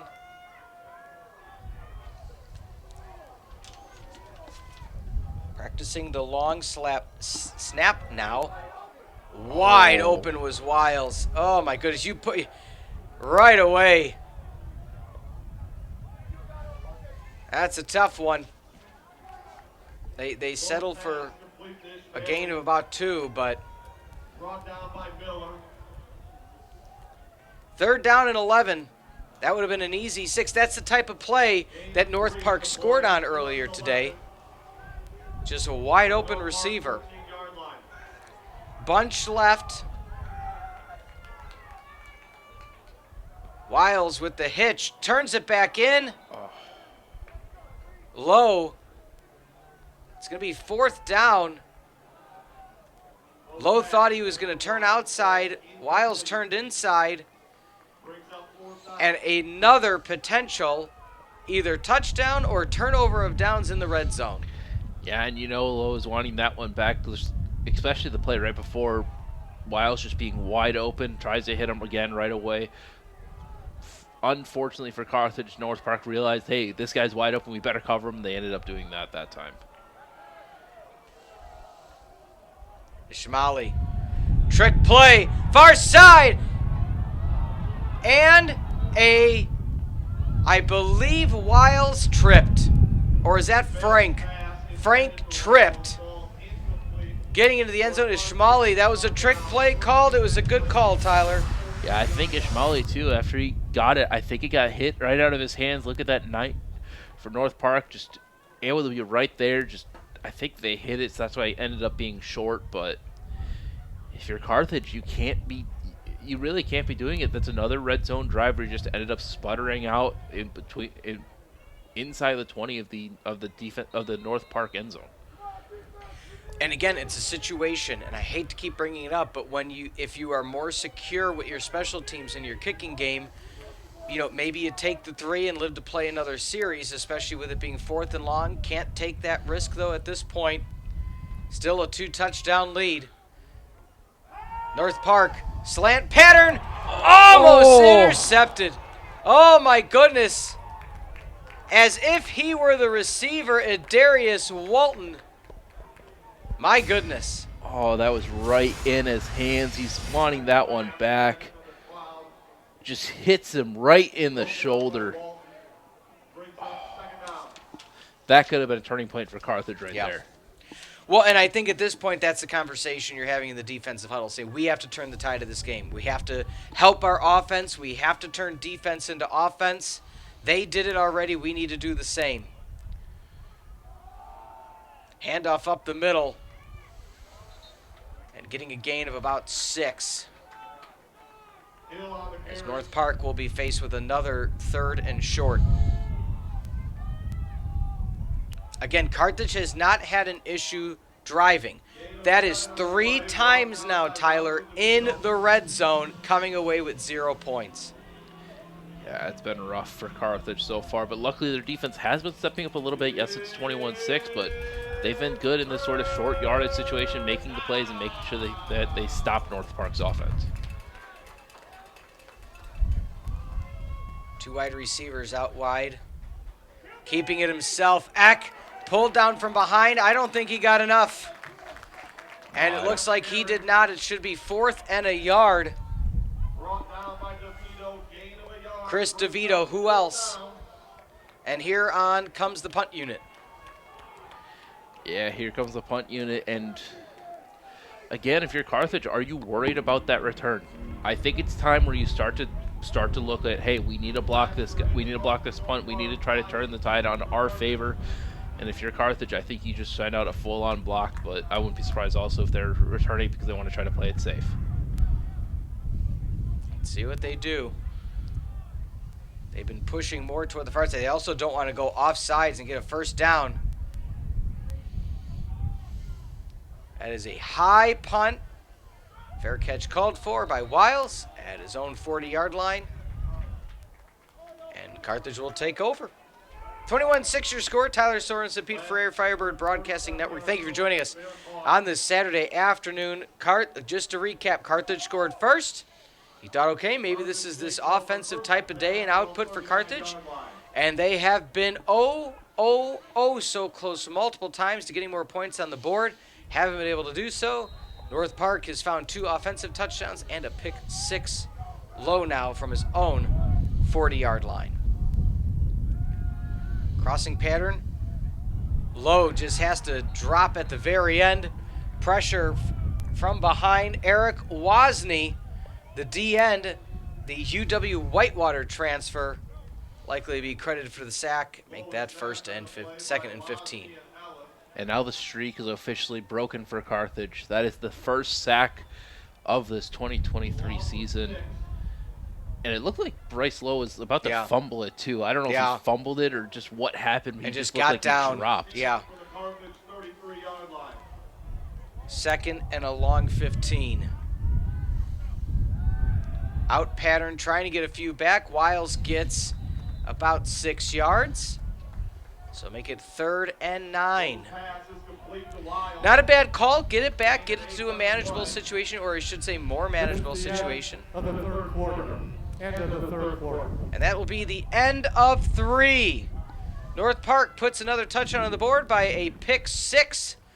Carthage has 15 minutes left on the clock to come back in this one. Stay with us. Don't go anywhere on the Firebird Broadcasting Network.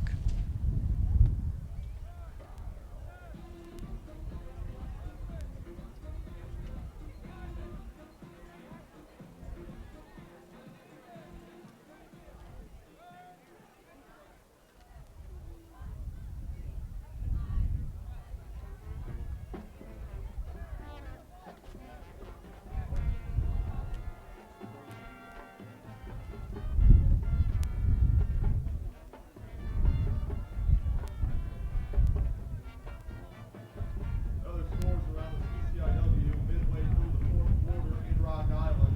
Augustana 42, Milligan 3.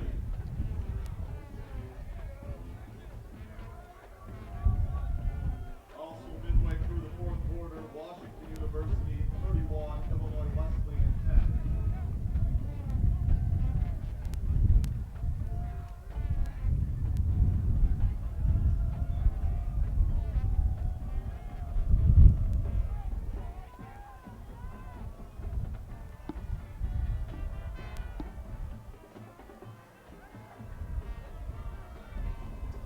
Third and 8 from the Carthage. 3rd and 8 for Tylor Sorensen. I'm Peter Ferreri, Firebird Broadcasting Network. Shotgun formation. Firebirds have 15 minutes to get 2 scores. Swing pattern out to the right. And that was a swarm tackle once again, helped out by Jaden Miller, the Ball State transfer. He has had an excellent job linebacking Brought down by Miller and Chandler. today. And now again, 4th quarter, you got to go. I said it before, but again, given the circumstances, you can't afford just another pooch punt with 15 minutes remaining. No, you really can't. You really need to go for it, especially spreading everybody out wide, just making sure Bryce Lowe can make his read and hit the correct guy. Low drops back. Keeping it himself. Fumble on the play, and North Park may have come away with it, and they did. Fumble recovery, the aforementioned number 6, Jaden Miller, out of South Bend, Indiana, but there is a flag. Penalty marker on the play.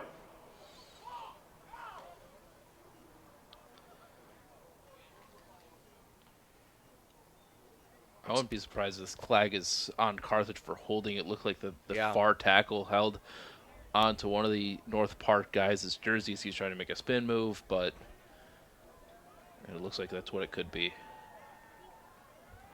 Holding on the offense, number 76. That penalty is declined. There was a fumble recovered by the defense. First down.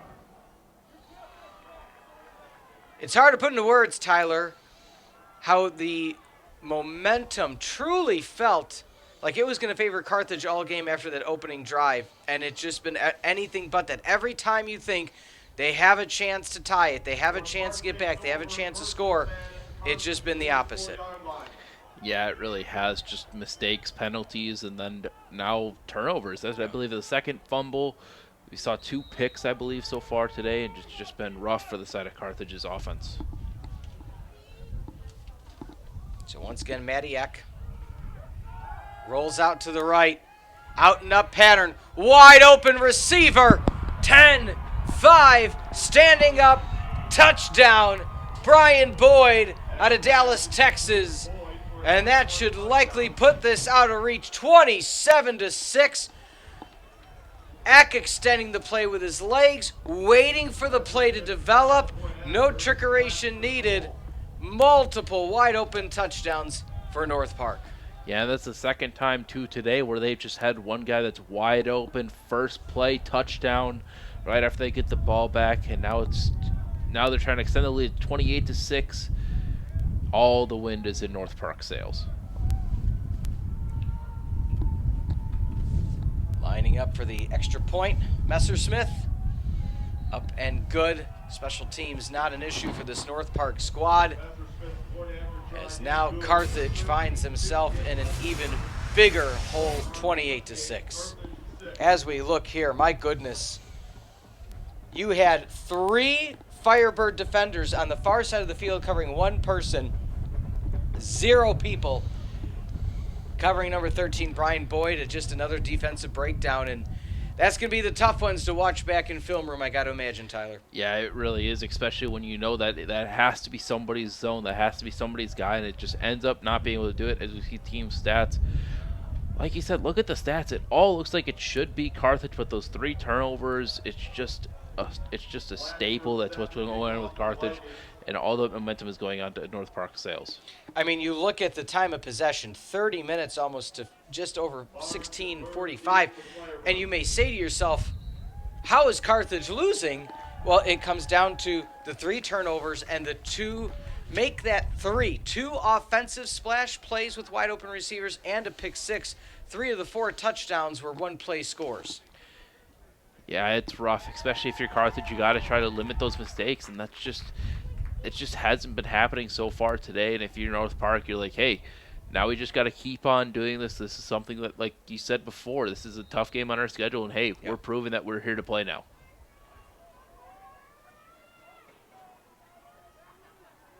Lining up for the kickoff is Blatchford, punter, also kickoff specialist. End over end kick, and that will be returned. Bird, can he be the spark plug? Hits on the near side, gets all the way to the 26-yard line. Almost, they tried to force another fumble, and at this point, why not? Let's see what Carthage decides to do offensively. Do they keep low in the game? Do they decide to start bringing in some of the subs? I think this is the drive, Tyler. If they can score a touchdown, you keep the starters in. If you don't get any results, maybe the time you start looking for next week. I'm not trying to wave the white flag by any means. The play clock at the north end of the field is not working. Please turn off both. The play clock will be kept on the field by the back judge.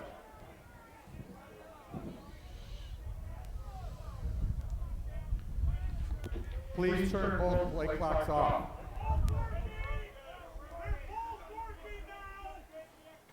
So conversation was one of the play clocks flickered, and so the official said just turn it off, but they're both back on. But nonetheless, Lowe gets hit by the shoulder pads. Lowe's pass headed for Grove, falls incomplete. And Lowe is Second down. incomplete. It's got to be hard if you don't have the play clocks to look at. You know, mind you, that used to, you know, with technology not always be a thing, but 28-6 your score, 2nd and 10. In the game for the Firebirds looks to be Harry Wilson Jr., the freshman tight end, getting some reps now. Just throwing it out of the backfield. Orlandino is also in the game. Frank pushes through, and that's going to be a late hit. Lowe's pass is complete to So it looks like number 67, Trung, was shoved aggressively from behind. That's going to be hard, Tyler, as a lineman. You know, you don't see stuff like that coming. It can, you know, it's a tough play to receive. Oh, I just got shoved from behind. Yeah, and especially if you're a big guy, an offensive lineman, you have a lot of mass moving towards one central location. A little shove can sometimes knock you off balance, especially if you're running towards the play. But it looks like it might be actually called on Carthage instead.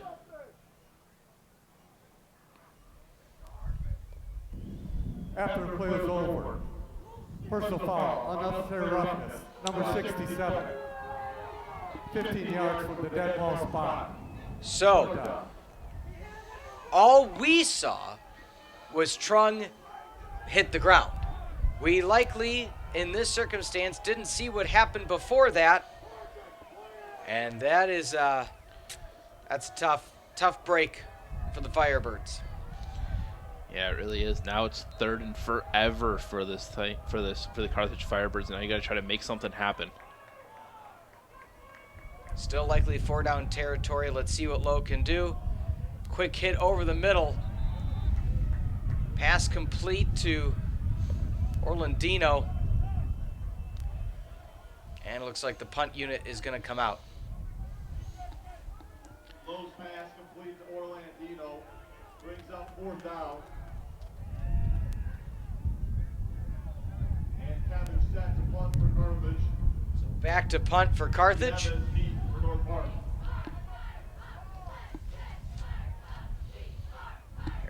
Kevich,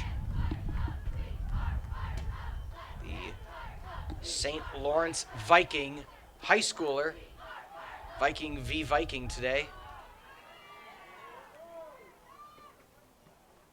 And that is a side wobbler. Not sure if that might have gotten touched, but nonetheless, 28-6 your score. Firebird Broadcasting Network as North Park sets up offensively. Yeah, it looked like that ball got blocked just barely for the side of North Park. A little bit of wobbler. They're taking over in Carthage's side of the field, just barely at the 48-yard line.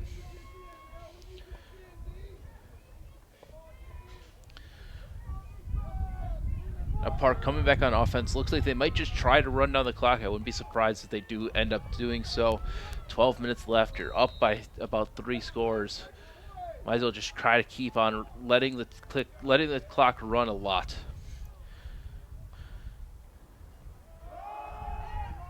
Run to number 24 for North Park. Quandrell Hill gets about 6 on the play. Something that Carthage needs to work on is try to work on the inside run. I talked about it a little bit earlier. They were doing sort of good with it, making those stops, making everything like that, but now that's going to be run heavy first. It's going to be rough for Carthage to try to stop the clock and stop the ball at the same time, making sure that North Park does not get any more first downs.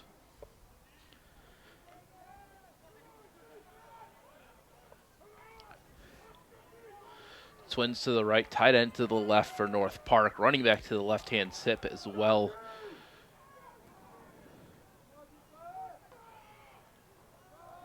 Run to 24 again, right up the left guard, trying to make a play as it looks like helmet comes off as well for North Park. Number 24, Quandrell Hill again. It's 3rd down and 2. It looks like he has to come out for one play. But if you're Carthage, you're like, you'll take it because he's been. Out of the game for one play due to his helmet coming off. As 24 comes out, Hill has to set out for one play. If you're Carthage, you'll take it. He's been running down the field so far really, really tough. And if you're Carthage, you got to try to make a stop, try to make something happen, try to force a fumble or something. As we sort of the same formation, twins to the right with an H-back in motion, number 18. Shuffles back. Low snap. Demolished in the backfield by Chris DeVito. Read that like a book. Low snap.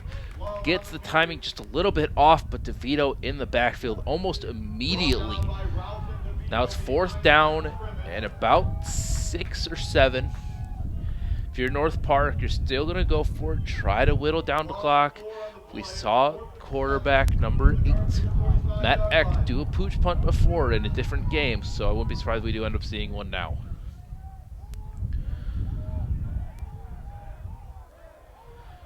And it looks like that's exactly what's going to happen here. Pooch punt into the back. That just barely goes in the end zone for a touchback. Looked like it could have bounced right at the 1. But if you're North Park, hey, you'll take it. Whittle down the clock. About 10:30 left for Carthage. And now it's their turn to try to come back and try to lessen this point after, I guess.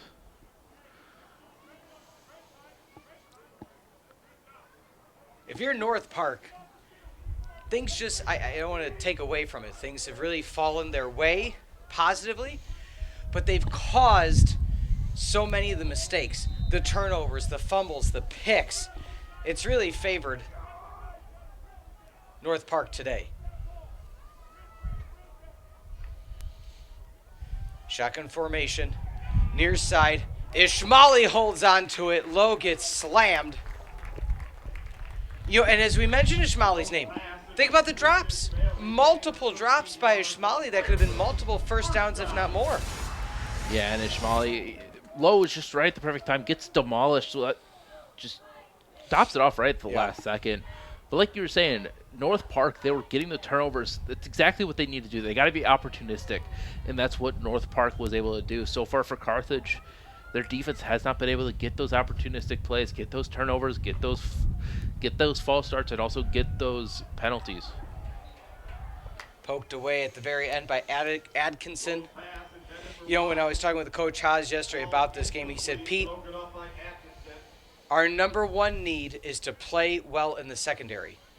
Minus the 2 big plays, they did. But their 2 biggest lapses did indeed happen in the secondary. So it's got to be tough.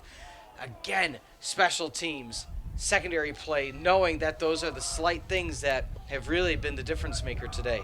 Yeah, it really hasn't, especially when those 2 big plays, it's just one missed call. It's those one-play drives that just end up in a touchdown. It looks rough, but if you're Carthage, you got to look at the positive as Lowe takes another sack. Swarming tackle. Thomas Hickman out of Tampa, Florida, delivering another stoppage. For an injury. Looks like there's an injured Viking. But, one thing Coach Haas said is he's like, look, I want to get ahead early and keep that. And they got ahead early. They just couldn't keep it.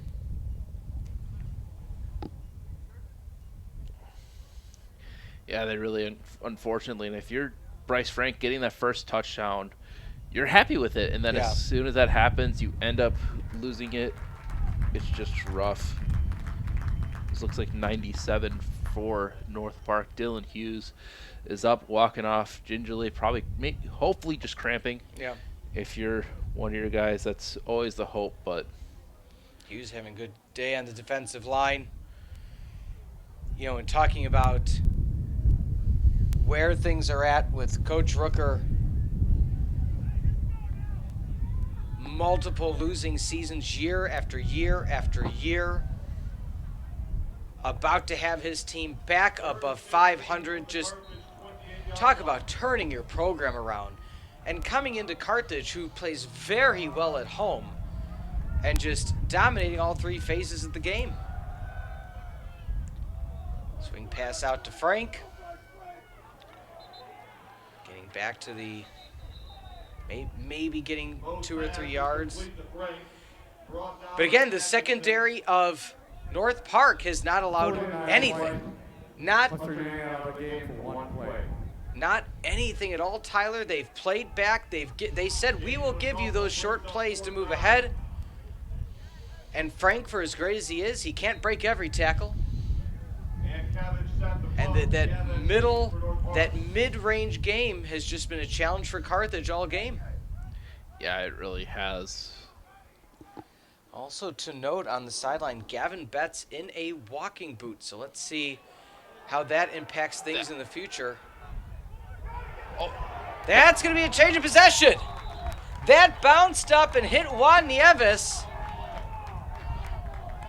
And that should be a Firebird ball, unless they're saying it touched the sideline. Oh, this is a tough call. No replay at this level of play. So right now the field judge and line judge having the conversation. Did it touch the line and then bounce back into play? Oh, Tyler, what a close play. Yeah, that should be a Carthage ball. The ball, number 16 of the return team. It was then recovered by Carthage, first down. So indeed, I think that's got, as we look at the replay here, might be hard to tell from this vantage point. But let's see if it touches the sideline.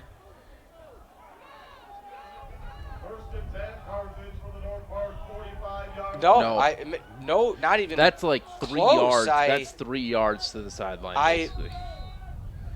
Unless they were thinking that, my only other thought could be, did Juan Nieves go out of bounds and then come back in? But nonetheless, low.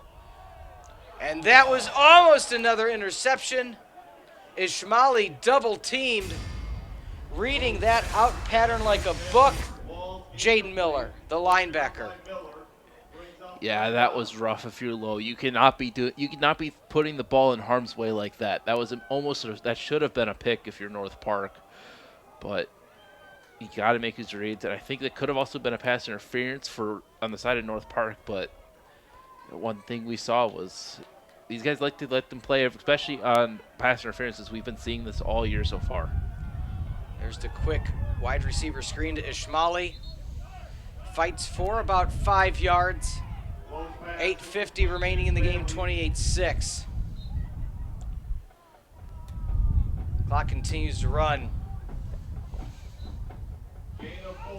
It's so hard to tell the tale of this game, and by that I mean, Tyler, 6-0. North Park answered back.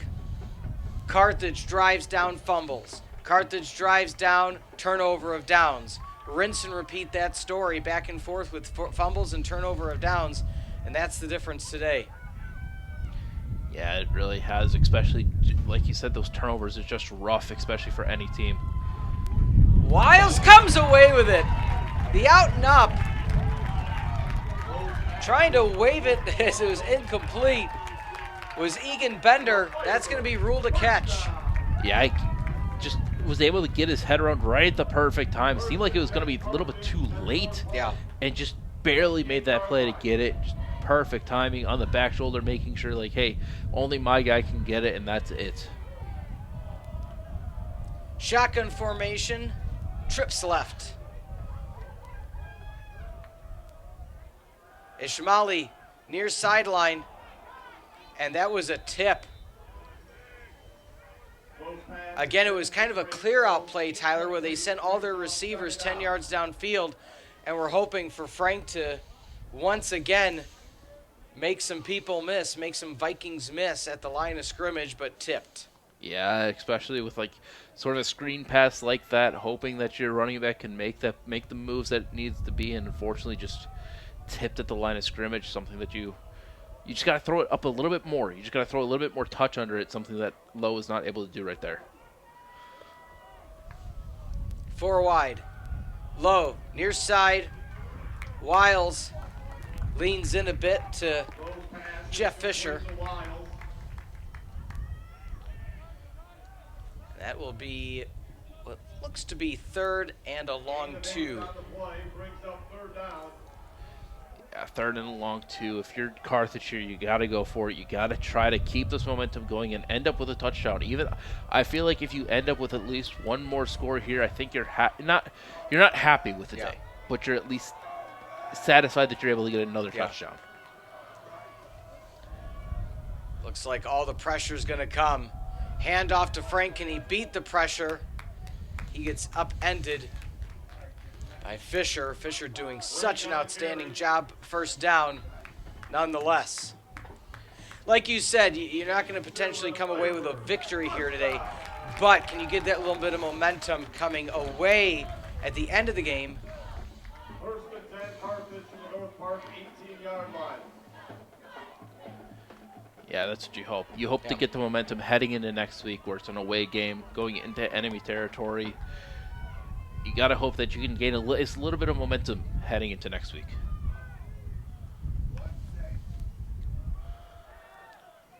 Almost a pick, reading the eyes of Lowe. Once again, stop me if you heard the name of Jaden Miller. 2nd down. Ever since he missed that, remember that the play early on in the game where he bit on the out route and let the wide receiver get the early catch. Ever since then, it's been lights out. Yeah, it really has. And he's showing why he's the third leading tackler in all the CCIW. Trips to the left, hitch pattern, cutting back in, trying to break through. Getting the catch for the Firebirds is Gibson Groves. If he would have turned outside, that could have been a touchdown. But again, you see where the presence is felt as Orlandino is actually going to check into the game. 3rd down and 4. Yeah, like you said, if he would have cut back outside, you had a lot of green grass out there. Could have scored a touchdown, but at least gotten a 1st down, it seems like. But again, it's just that one of those things where it's like it just seems like these wide receivers sometimes they just get a little bit scrambled and don't really know where to really go after they catch the ball. There's that corner pattern and a touchdown for Wiles. The corner pattern always successful. Low to Wiles, touchdown for the Firebirds. 28-12. I'm assuming they're going to go for 2. And you know what? We talked about onside kicks in the pregame show. Wouldn't be surprised if they try it now. Yeah, I really wouldn't, especially if they're able to get this 2-point conversion. You break it down to 14 points, 2 scores. Just under 6 minutes left in the 4th quarter. You can come back from it. It will be a long shot, but the momentum is starting to go in your favor, especially if you get this onside kick afterwards. If you do go for 1, it could end up happening. Oh! Just over the outstretch. Lowe was retreating and falling away, went for Wiles, sailed it a bit high. And now let's see. Again, there's the touchdown. Again, that cornered pattern.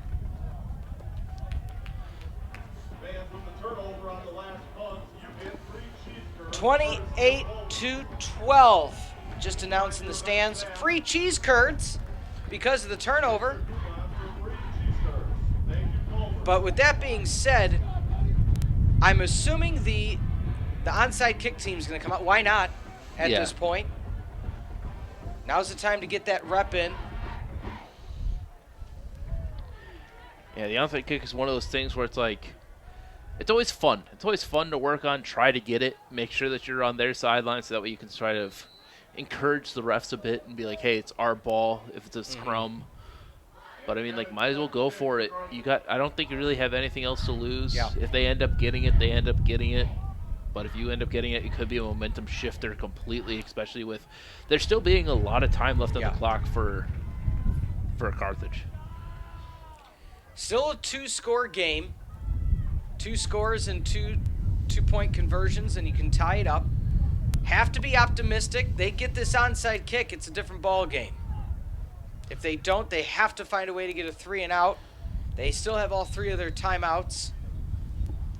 Crucial onside kick. And Kevich takes the bounce. Believe it was recovered by North Park, and it was. I got a little excited for a second. It bounced right in front of Tommy Knight, the tight end. But North Park able to come away with it. Now, 5:43 on the clock. Why do I say that? Because if I'm Carthage, I'm using my timeouts now. Or do you agree, disagree, or? I would agree. Okay. Might as well try to get, especially if they don't get a first down here, they get stuffed. Yeah. They get not a lot of yards. I would call it timeout, because then you're getting more opportunities to end up going for it, and especially if you do end up passing it, and you do end up getting the ball back, you're able to run out of bounds and stop the clock a lot more, especially if you do end up getting an incompleted pass. There's the handoff up the middle, draw play. Not getting much is Marcel Love. Love on the carry, brought down by Gutierrez Jr. No gain on the play. So no gain, First charge timeout of the half. and there indeed is that timeout. So again, looking at the situation, Carthage was able, as they have all day, able to move the ball most of the time. They just couldn't come away with points. As we look at the numbers here, 336 to 190 is that passing down differential, 21 to 8. But penalties, just untimely penalties, have really hurt Carthage. Yeah, it really has. You see the penalties to yards. Carthage has 9 penalties for 90 yards. North Park 8 for 48, as well as the team stats. 3 turnovers. I cannot talk right now. That cannot happen. Time of possession, too. If you're Carthage, you're looking at that. We should be winning this game, even with the 3 turnovers. 36 minutes, just under. But unfortunately, you are losing 28 to 12. It's just those quick hits that North Park is able to do. Just being able to get those 1-2 play drives and end up in the end zone, especially that one pick 6. That's really helping in North Park's favor. Lining up in that bunch formation. 3 tight ends in the game. Motion left to right. Eck in the gun. He actually throws the ball, and it's a drop. That was a gutsy call. I don't mind. I was actually going to say on first down, because of the way the secondary was lined up, Tyler, that maybe you consider passing it on first down, because they had a potential of wide open receivers. It's 3rd and 10, and you've only used 1 timeout. Yeah, if you're Carthage, you're happy with that, making sure, like, hey, they do end up dropping it. You still have 2 timeouts left, so if they do end up running it here and forcing punt, then you do have at least 1 timeout left. So if you're Carthage, you just got to make a stop right here.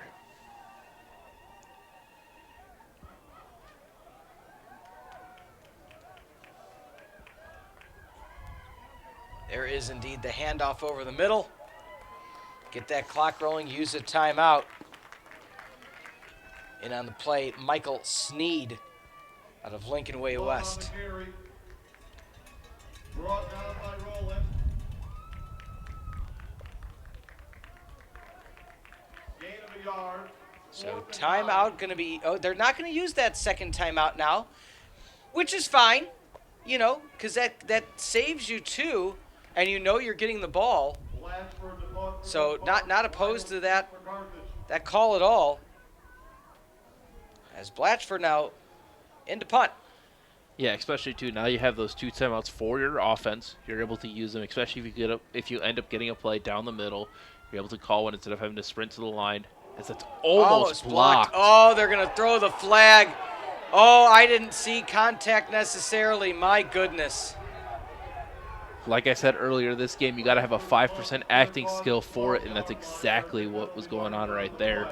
It didn't look like he hit him. He might have just tipped the back of his leg, his landing foot, but we have to see the replay on that. Personal foul, roughing the punter. He took out his plant leg, which is an automatic foul, 15 yards from the previous spot, and it's a first down. Let's see if he ends up hitting it just barely. It looks like his foot just Yep. barely hit the bottom of 35's foot. And like the ref said, it's an automatic personal foul, 15 yards and a Yeah, first if down. he would have indirectly hit the kicking foot, that would have been a 5-yarder. But the fact that, again, the defender's foot, he dove past the punter. Oh, it's just been that type of day for Carthage. Yeah, it really has, and that's just rough. That's just sort of like the bow on the top of the cake, it seems like. Trying to break through. Still 2 timeouts for Carthage. Let's see if they use them, or if they just let the clock keep going now. Looks like they're going to let it go. Oh, see, just as you felt, okay, maybe they're getting that little bit of momentum. Maybe they're getting some optimism back on the sideline. A touch of a toe.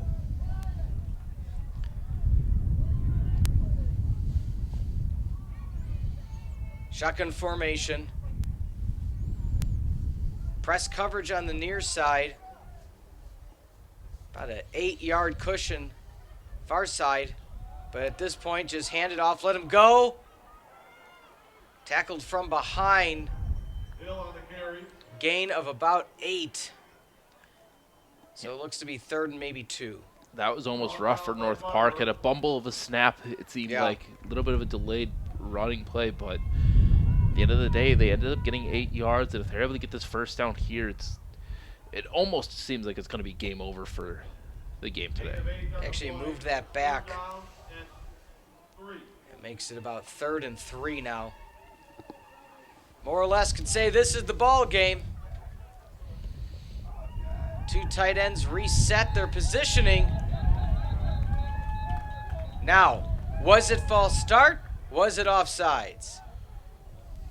Running in was Mikey Sneed. Dead ball foul, illegal snap on the offense, number 60. 5-yard penalty remains, 3rd down. All right, so that will help if you're a Carthage fan.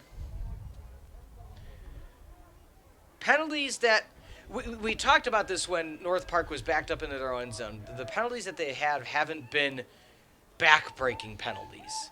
You know, 3rd and 9 right now, still a 2-score lead, 3:06 remaining, and clock continues to run. Again, to note, we don't have the official play clock because the officials did say to stop using it.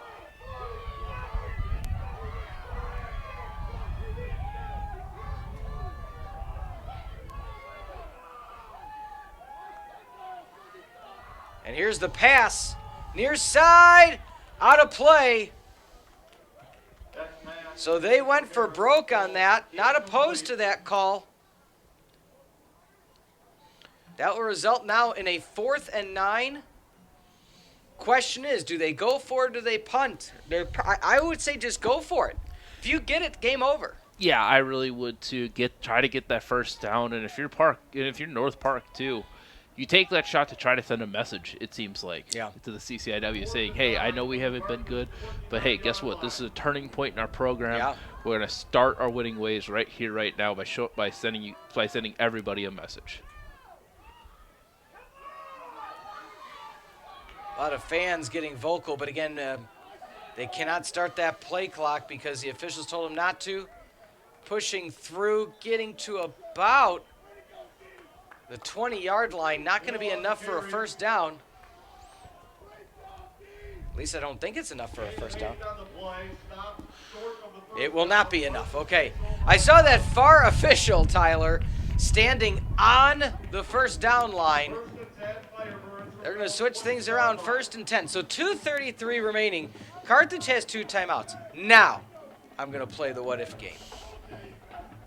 What if they decide to play, they being North Park, a very soft defense? Do you still try the dink and dunk, or do you push the envelope anyway? We'll see here. Low, over the middle, intercepted to the 5-10 touchdown. He has been so close all game. Jaden Miller, pick 6 for the Vikings. Yeah, and that's the nail in the coffin for this Carthage team. Just another pick six for Bryce Lowe, something that I know he's going to be wanting back, but that's just that cannot be happening. That's 4 turnovers in the day, two in the red zone, 2 pick sixes. That's just rough. Yeah, not much you could say. Trying to make something happen. Kick up, and that is good. But again, 34-35 now to 12. North Park and the Vikings all but put that away. As we see on the replay, Frank maybe rounded his route a little bit instead of a hard line. Lowe was getting pressured, though. Had to get rid of it. You know, you don't want to necessarily, being down 2 touchdowns, you don't want to necessarily throw it at the feet of the player. You couldn't say, okay, live to play another day, but you're trying to make a play. That's what playmakers do. They try to make plays. Yeah, but going back to it, too, it looked like there's 2 people in the sort of same area, Jordan Wiles and Frank. And it looked like that Lowe just decided, I'm just going to throw in the middle of both of them and try to let them make a play.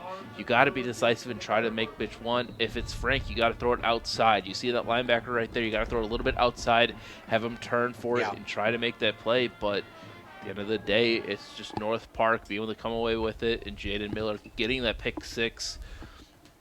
Like you said, ever since he missed that one play earlier in the game, he's just been lights out for the North Park.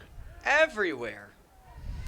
Don't forget as well, regardless of the outcome, stick around for the post-game show right here on the Firebird Broadcasting Network. We'll have Coach Haas up here in the booth with us. It'll be a tough one to talk about. A lot of what-ifs, a lot of could-have-beens, but nonetheless, for all intents and purposes, North Park comes up to Kenosha and takes care of business. Bird picks it up at the goal line. The speedster, near side, cuts back in. Daylight in front of him. Bird, 10-5, kick return, touchdown. Special teams being special for the Firebirds. I mean, hey, you saw it all day today. He has the breakout speed to be able to do that, and he's finally gotten one. And hey, even though you're coming away more than likely with a loss, just over 2 minutes left in the fourth, you're going to be kicking the ball back to him right now. You can look at that play and you can be like, hey, we can do this. Yeah. We can come back. We can make these plays, especially on the special teams. A point of emphasis for this Firebirds team that's been looking a little bit rough here and there, but they're finally able to do one. First time these two teams met, 55-24 Carthage victory over North Park. That was back in 2009. Last year was a 33-14 victory, Carthage over North Park. Carthage scoring. Here goes for 2. Low. Fade pattern. Catch. Don't go anywhere, folks. We're back to where we were 2 minutes ago in game time with the Firebirds being down 2 touchdowns, but opportunity for another onside kick. Yeah, another onside kick as we see this. He just finds the alley, this return right here at the end zone. Yeah. Just finds the alley. Beautiful blocks by Carthage. Finds the gap. Makes one guy miss. And just turns on the burners. Yeah, Blatchford, a bad angle, but, you know, it's hard for your punter / kickoff specialist to, you know, be in charge of always trying to get the play. So, nonetheless, another onside kick coming our way. Last one went right to Thomas Knight, the tight end, out of sunny Whiting, Indiana.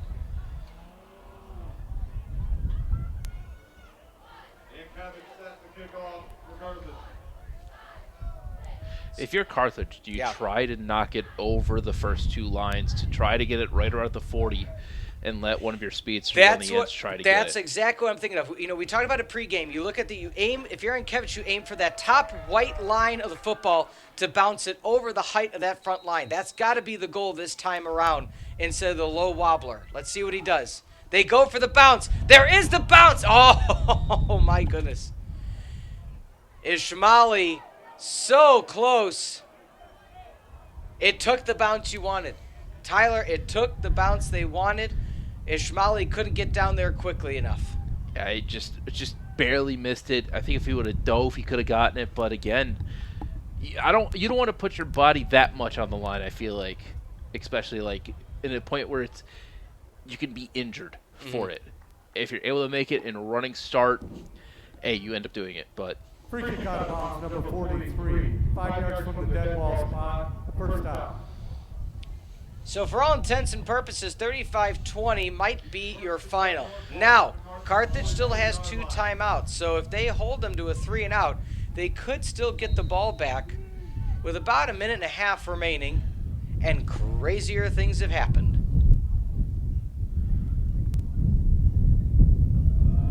Hand off to the left. Pushed out of play. So if they held them from getting the first down, which they did, so that's a gain of about 7. Pushed out by Barnes. But because it's over 2 minutes, that's going to keep the clock running. Newer rule here in college football. And there's that first timeout call. So now that it's less than 2 minutes, if they're knocked out of play, that will stop the clock. So again, that's just good rule awareness. yeah, it really is. And now if you're Carthage, it's going to be rough. As we look at the out-of-town stores, Augustana 42-3 over Milliken. Wash U 38-10 over Illinois Wesleyan. Carroll North Central. That's gonna be. I feel like that's gonna be got to be the game of the week for the CCIW. I'll be watching. I'll try to watch. That's the plan. Or I might be listening on the drive. The sun goes down a little bit. I was just gonna it's a say. little bit darker. I don't think we're supposed to get rain here in Kenosha this night. No, it but might just be that one singular cloud. That's what it looks like. One big old Toy Story-like cloud over the field. Shotgun formation. Handoff over the middle, but stuffed. Likely that second timeout, and Coach Haas using that second timeout. Again, don't forget everybody stick around for the post-game show here on the Firebird Broadcasting Network.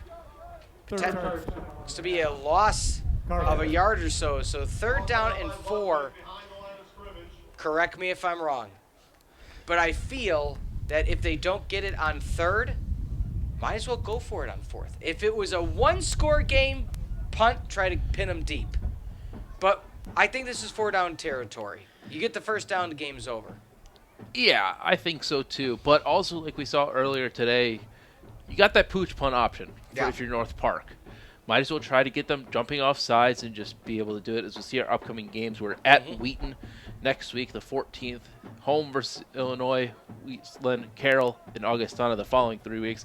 And ending the season at Milliken in November. Rough schedule coming up. Again, Coach Haas has said they've played in spurts, and we've seen that firsthand today. There's the motion. Handoff over the middle, trying to jump through the line, not able to do so. A Firebird player got rolled over. Let's hope he's okay. There's just a mound of humanity at the 40-yard line. And so clock will continue to tick. 4th and 3. Again, it's hard for us folks to tell exactly how much will be left. The play clocks have stopped after a glitch, a flicker of the right end zone, the north end zone play clock. So it looks like what's going to happen is Coach Rucker is going to take a timeout. First charge, timeout of the half, North Park. All right, so there's that timeout by North Park. Now, I have to play devil's advocate. Do you pull out one of those special plays? We haven't seen it today. They're known for it. Is this where you pull it out? I mean, if I'm the head coach, if I'm the coach of North Park, I like to be gutsy. I like to send a message, and I feel like if you do that, you end up sending a message to the Yeah. CCIW, sending a message to everybody, being, "Hey, we are here to play from now on. We finally started to turn our program around. Finally got more wins. We're back in the 500 over 500 club." I would go for it. I might as well say, "Hey, let's do it. Let's Yeah. end up going for something special. Let's end this game out with a bang. Try to end it out right here our way." And if you're Carthage too, you got to worry about it, but at the same time, I think you got to take a look forward. You got to have a tough schedule coming up, and it's going to be a rough week if you're Carthage, especially for that offensive side of the ball. You got to make sure, hey, we got to limit our turnover, something that they ended up not doing this week. Lining up. They're looking in a punt formation, and they do indeed just pooch punt it. That'll go out of bounds. Let's see where the official marks it. That wasn't the prettiest of punts, as they were trying for a coffin corner, and that ends up almost at the 20-yard line. So, or actually make that the 15. So, not many yards resulting in that. Yeah, not many. I thought it looked like up here. It looked like it was going to be a lot deeper than that, Yeah. but apparently not. DeVito, 12 solo tackles, 4 assisted with 16 tackles on the afternoon. My goodness. All right, let's see what can happen. 53 seconds remain. Low. Incomplete, looking for is a running back, Mark Hunter. Intended for Hunter falls incomplete. It's second down. Again, I don't mind the options right now of try to get the quick out, turn up the field, but get out of play. That's the key right now with no timeouts left. Can you get yardage while making sure the clock doesn't keep running? Yeah, that's the big goal, especially now North Park does know that too. So they're I think I wouldn't be surprised they leave that middle of the field a little bit wide open for some of these plays. Low. Looks to the left side. Catch for a first down. I believe it's a first down. Yep, they are signaling for the first down. Complete to Grove, gain of 11 yards. Clock continues to tick now. First down. Again, one of the rule changes, clock doesn't stop for the reset. Kind of a fade pattern, and that might be a pass interference. Now, the question is it going to be offensive or defensive, as Gibson Groves may have pushed off. Intended for Groves falls incomplete. There are penalty markers on the play. As it looks, it might very well be offensive PI. As they're going back, they being Carthage, back to the huddle. Oh, it might be defensive.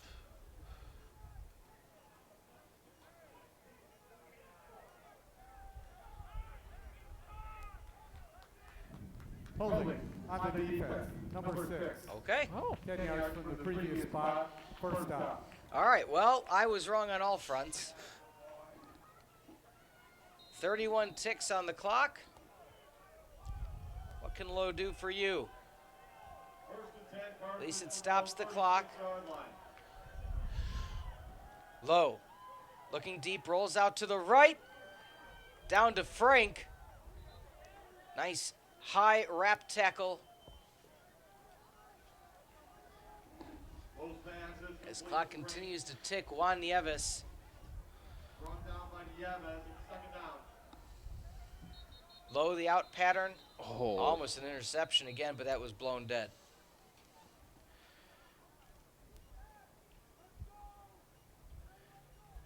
Let's If see you- what the whistle is.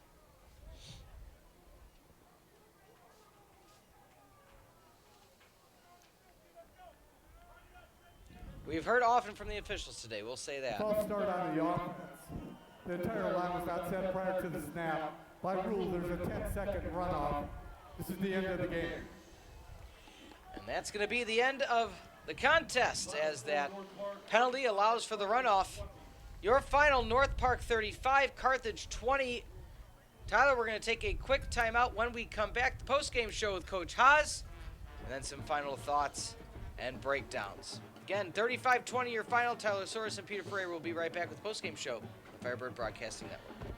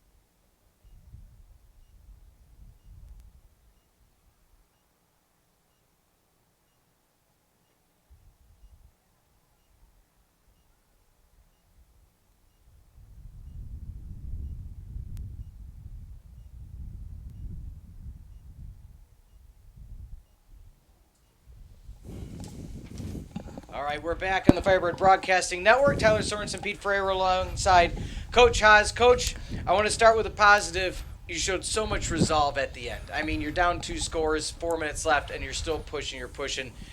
How do you get in that mindset as a coach and a team to keep going for it? Well, I think our guys just aren't going to give up, right? If there's game left to play, they're going to keep playing.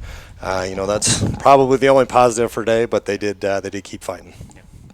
One thing, like you said, penalties are going to be a crux of everything. I had a lot of penalties today. What's the look forward this week to make sure, hey, we can't shoot ourselves in the foot? Yeah, I mean, that's always part of it. I mean, for me, it was more the 4 turnovers and the 2 for 5 in the red zone. You can't turn the ball over 4 times and 2 of them going for scores and expect to win a lot of football games. Yeah. And then one last thing, too. Special teams have not been up to par. Like we said, we kept on harping on it. I know you've harped on it a lot. The return by Isaiah Bird, having somebody that special as a returner, is that positive? Is that something that you're looking forward to since he's only a freshman this upcoming year? Oh, yeah, he's a talented kid. He plays a bunch for us on defense as well. Obviously, you can see he can run. He's got a little shimmy in his hips, and he obviously made a big play there. Yeah. Looking ahead to this week, away at Wheaton College, I'm sure it'll be a lot of film breakdown about what's going to happen, but, just initial thoughts on what the game plan is for this week. What are you going to work on in practice, per se? Yeah, we're going to have to focus on us, right? We're going to have to find 5 offensive linemen that are going to block. I mean, you got to give it to Bryce Lowe. He sat back in there, and he kind of got his butt kicked today. Yeah. We got to find 5 guys that can do it. 5 guys are tough enough to do it every single play. We didn't have that today, and that's going to be a key is find the guys that are tough enough to play in the CCIW. Got it. Coach, thanks so much for your time. Tough loss, but again, bounce back next week versus Wheaton. All right, thanks, guys. All right, thanks, Coach. We'll take a quick timeout. When we come back, more post-game show right here on the Firebird Broadcasting Network.